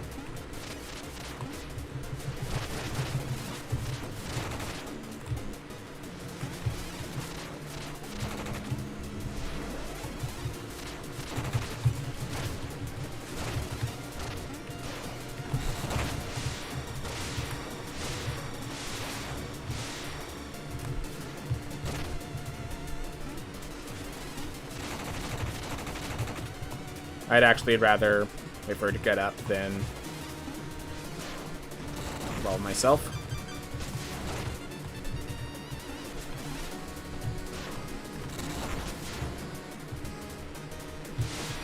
Oh, there she comes.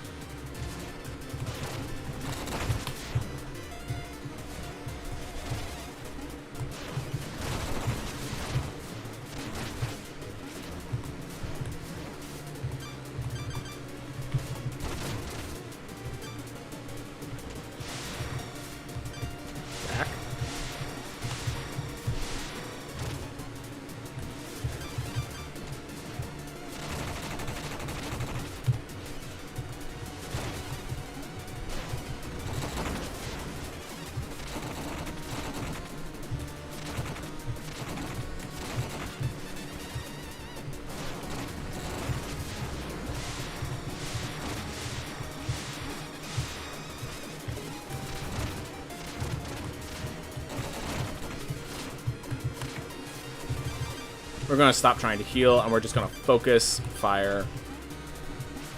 Okay.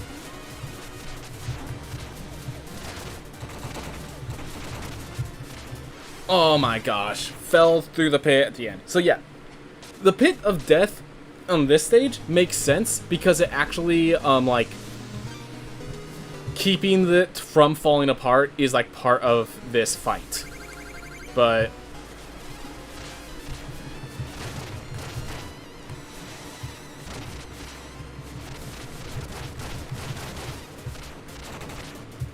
like, this fight is designed around pits of death being of death in a way that I feel like the rest of the game is not.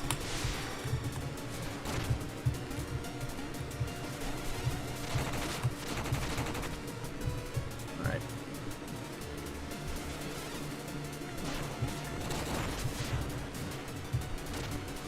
Alright, get my positions back. Right here.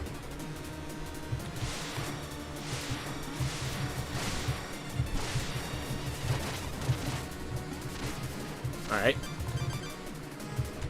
Get back to here.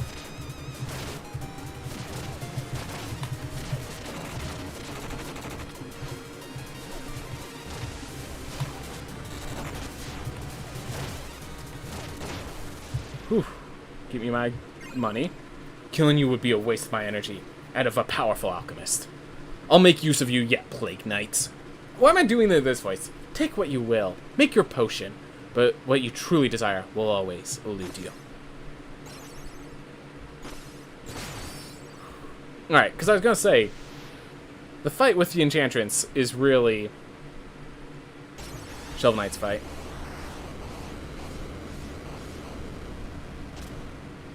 Subtly changed since every character controls differently. Good to know. No! Stop your assault, Plague Knight! Look, I've brought someone! Plague Knight, come to your senses. You don't need to go through with this. Mona, you don't understand. I was too weak to say it before, but now I can show you I'm good enough. Black Knight told me everything. You don't need a potion to win me over. You already have. What? But it's too late. I already defeated the Enchantress and began the final distillation. I was too late. I must go after her. You two, touch nothing until I return. Where's all this power coming from? This wasn't in our notes. The assistants are reacting unpredictably. Watch out!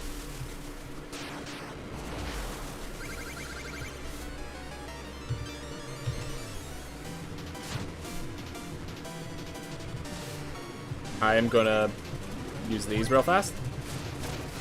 Oh. Oh, I'm fighting the... I'm fighting Shovel Knight's version of Plague Knight, which is actually pretty fun, then. But there's actually, like, I need to control how much ground is left, which is pretty... This is a cool dynamic of a fight. I'm just gonna make a cave and force him to chase me in. That's my idea. Like, I've kind of given up on that top part coming back, so...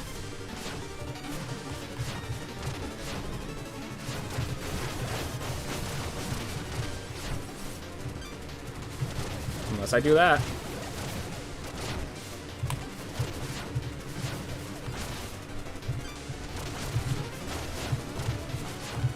Okay, as long as they're not insta-kill pits, I'm good. Alright, so yeah, if it's just regular Plague Knight, like, there has to be another health bar after this, or else this is just kind of a non-final fight. It was cool. It was definitely cool. But yeah, here's phase 2. Got it.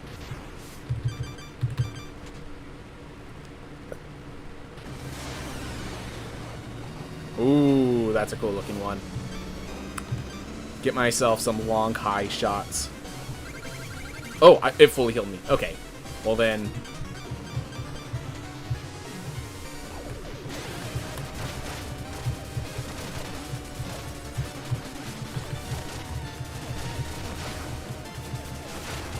Alright.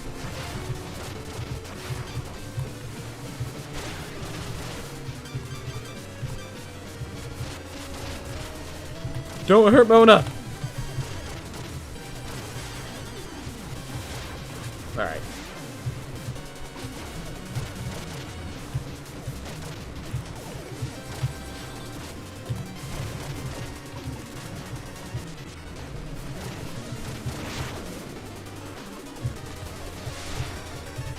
Yeah, I just like not understanding how I fight this, really, other than when its mouth opens.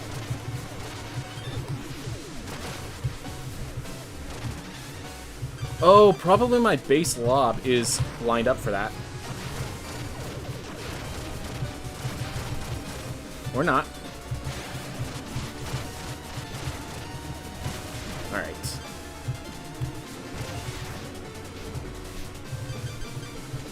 Let's actually use this invincibility to get ourselves some more mana. Alright.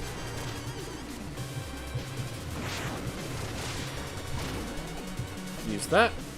Possibly get myself some more health. But yeah, it's kind of hard to like figure out where I'm supposed to. I just realized on contact is probably the best release for that. Okay.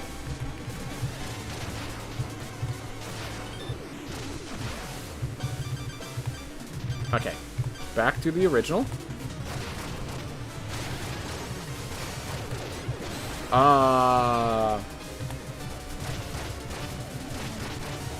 Got it. Figuring it out. Get back my smoke screen.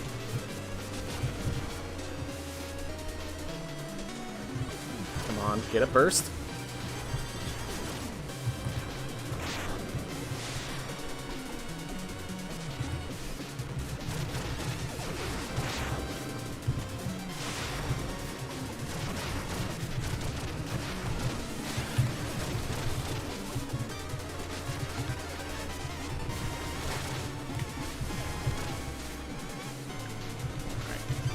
I need to get some healing back, but to get the healing back, I need to use invincibility frames, I think. Okay, I need to keep that on trigger. Okay, come on.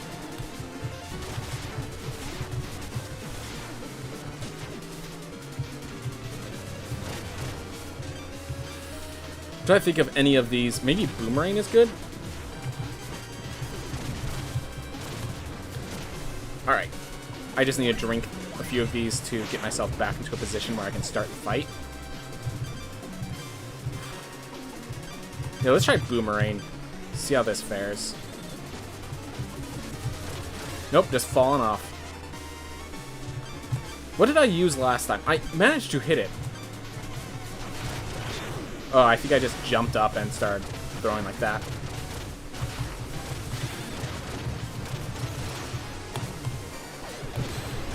Alright.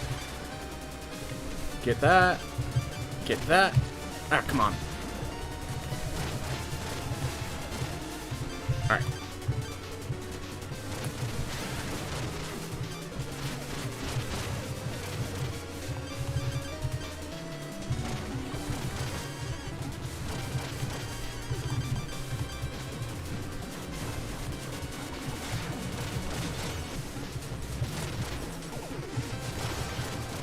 Alright.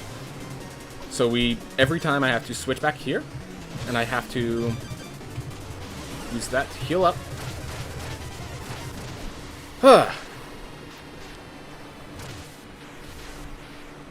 I feel like I definitely played the sluggish way, but I succeeded on the first try.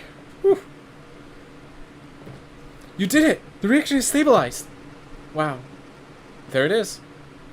The ultimate potion. Well, are you going to drink it now? I don't think I need it anymore, Mona. But we must take it with us. It's all we've been working for. My future as an alchemist is riding on it. Wait, I just got an idea.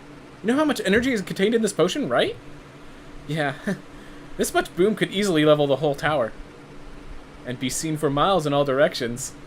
Mona, I love the way you think. The bigger the explosion, the better the alchemist. Those bumbling townsfolk would throw us a parade. We can practice alchemy anywhere we want. We won't have to hide away anymore.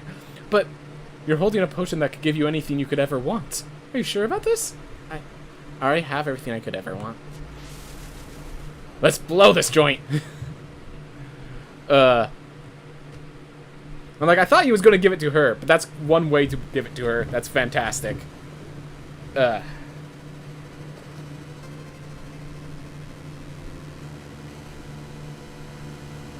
So he's the one who blew up the tower. Okay.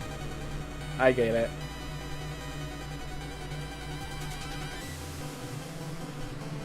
Pridemore Keep of Keen Knights.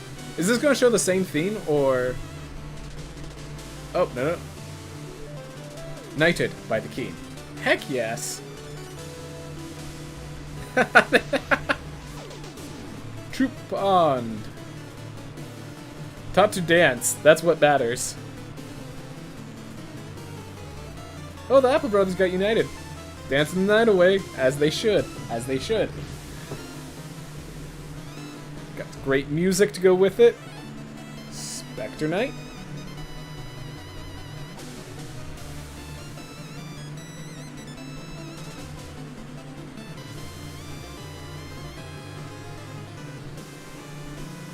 He's missing his... Oh, the phase locket. If I didn't take it, does that change things? Also, oh no, was like playing last time. Alright, so he's just pillaging the pillager like a legend. Just to add insult to injury.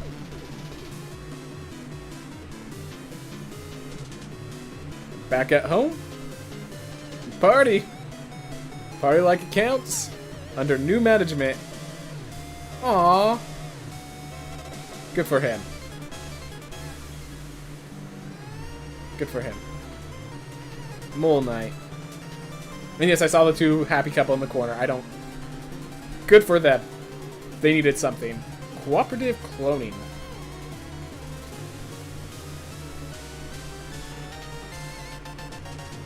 Ah. As for all the wandering people...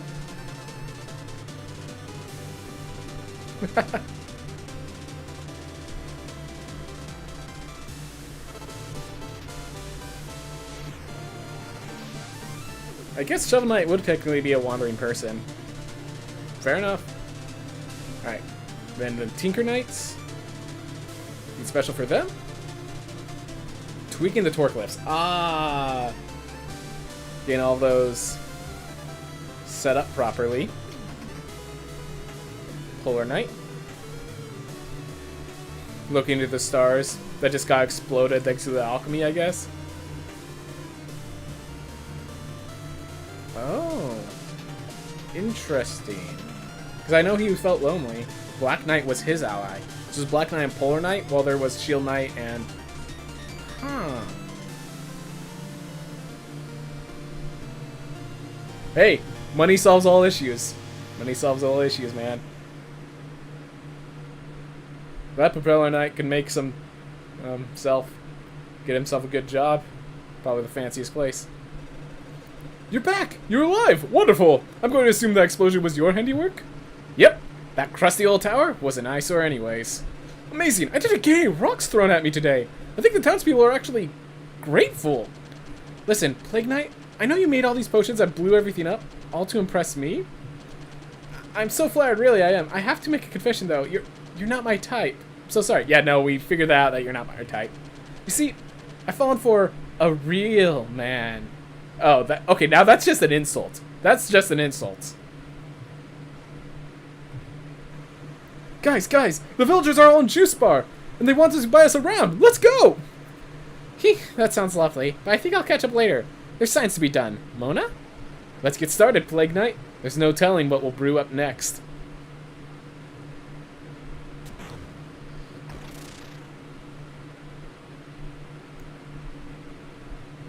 Dance.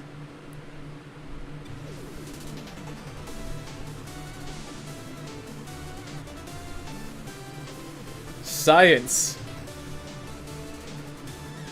Yeah, we all know what that actually. She delighted you with science. You know the fight against Shadow Plague Knight? You could have stood still and it would have won automatically. Oh. That's interesting to know. Good to know. I'm assuming you get the small Plague Knight. Yep, Shadow Plague Knight. Additional development added in, perhaps. Yeah, thank you everyone for watching. If people really like this stuff, I'll definitely just start doing more playthroughs. I want to do Dark Souls anyways, but I'm probably just gonna finish the treasure trove of Shovel Knight since I have it. I'm already here. The small Plague Knight goes, oh, they accept your resolve. Interesting. But yeah, so yeah, I think I'm going to probably do a few more playthroughs, but I kind of need to see how people react to these playthroughs, because I feel like when I'm doing playthroughs, I'm constantly focused on the game ahead of me. It makes it a little harder for me to do commentary, and until I can learn to do that, I feel like these videos are going to suffer for it. So I do want to hear people's opinions. If you have any comments, this will be going on YouTube. If you leave in the comment section there, I would love to hear it. I do enjoy these. It's just I always feel like, you know, I rag on a single item. Like, I like doing design analysis, and just the design of the pits caught my attention, and it's all I talk about, I feel. Stuff like that. Where when I'm doing other things, I just like to jump into random conversations of whatever I want. So, thought I'd bring that up. But yeah, thank you everyone for watching this far. Thank you for watching this far in. So honestly, from what I've seen, a way less interaction from the chat as well. Take away from the live stream. Yeah, is unfortunate. I do have to focus on the game in front of me. So yeah, it's one of those things that's just like, because the new game takes so much focus, I'm worried that that's going to prevent me from doing too many of these playthroughs. I do like it when you voice over the characters. Yep. How's it going, Mindful Line? Thank you for dropping by. We're about to close up, though. Speedrun of Plague Knight is 38 minutes. Interesting. Good job, Breadpan. Good job. Don't think I'm going to be competing with you on that. Whew. But yeah, obviously I'm going to do a few more playthroughs. Hopefully this is something that I learn as I progress and do more playthroughs to interact more with chat and everything of that nature. But it will I will state playthroughs are hard to do for me as of right now. So something I'll work through. But yeah, thank you all so much for watching. I really appreciate it. And here we get all the deaths. How many pits are there, basically? 5 on Flying Machine. Yeah, that makes sense. 6 on Tower of Fate entrance. And yeah, I think you guys remember that one pit that just kept taking me. 13 there, not surprised. Only 47 lives lost, though. Lost a lot of gold just from the Tower of Fate alone, I'm certain. You never died in Spectre Knight stage. Yep, not... Total item completion, again, above 90%, but not 100%. Oh well. Thank you for playing. And if I don't get we have the Mona dance. We have the Plague Knight dance. If I don't see a special scene of the two syncing up, I'm going to be very disappointed. So here it comes. Right?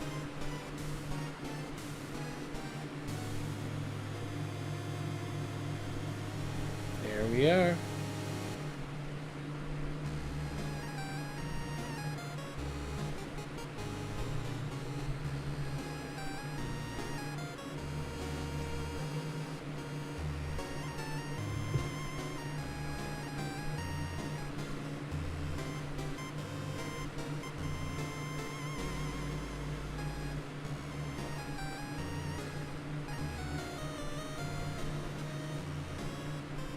Honestly, I could watch this for the next 10 minutes, I'm certain.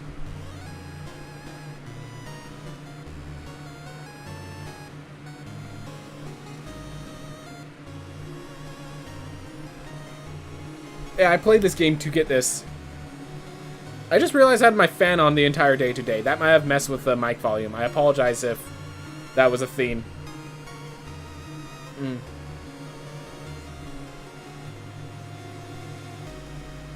Anyways, yeah. Everyone, thank you so much for watching. And I hope you all have a wonderful day. Yeah, this goes on forever, I think, so go ahead and watch it for another 10 minutes. Bit unrelated, how did the RL2 runs? I saw the tile that mentioned speedruns. Yeah, I was just de-rusting. They were both around 50 minutes, so... De-rusting, died to Enoch, not just Irad, so... Just de-rusting. Yeah. I do enjoy it. It's a love story instead. I guess the other one's a love story too.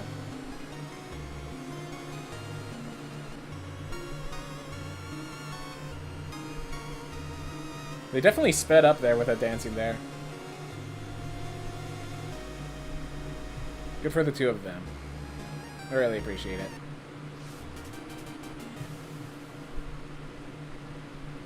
Huh. New course awaits. Select the complete Plague Knight profile to begin. Alright.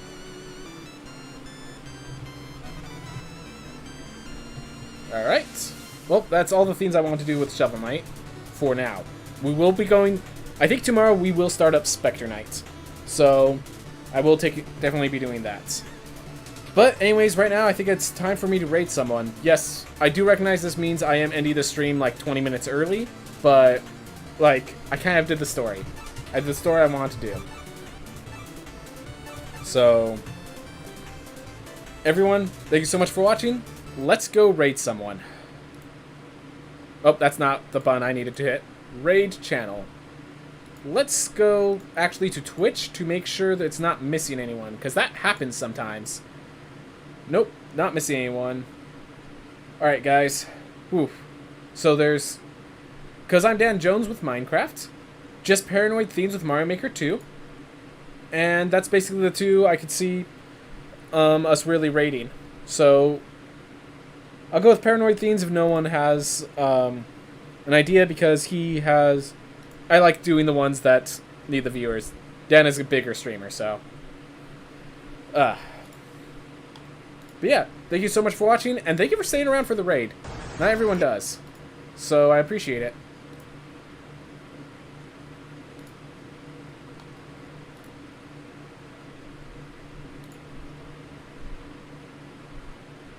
Ingredients stacked vertically? That's a taco. It's called sandwich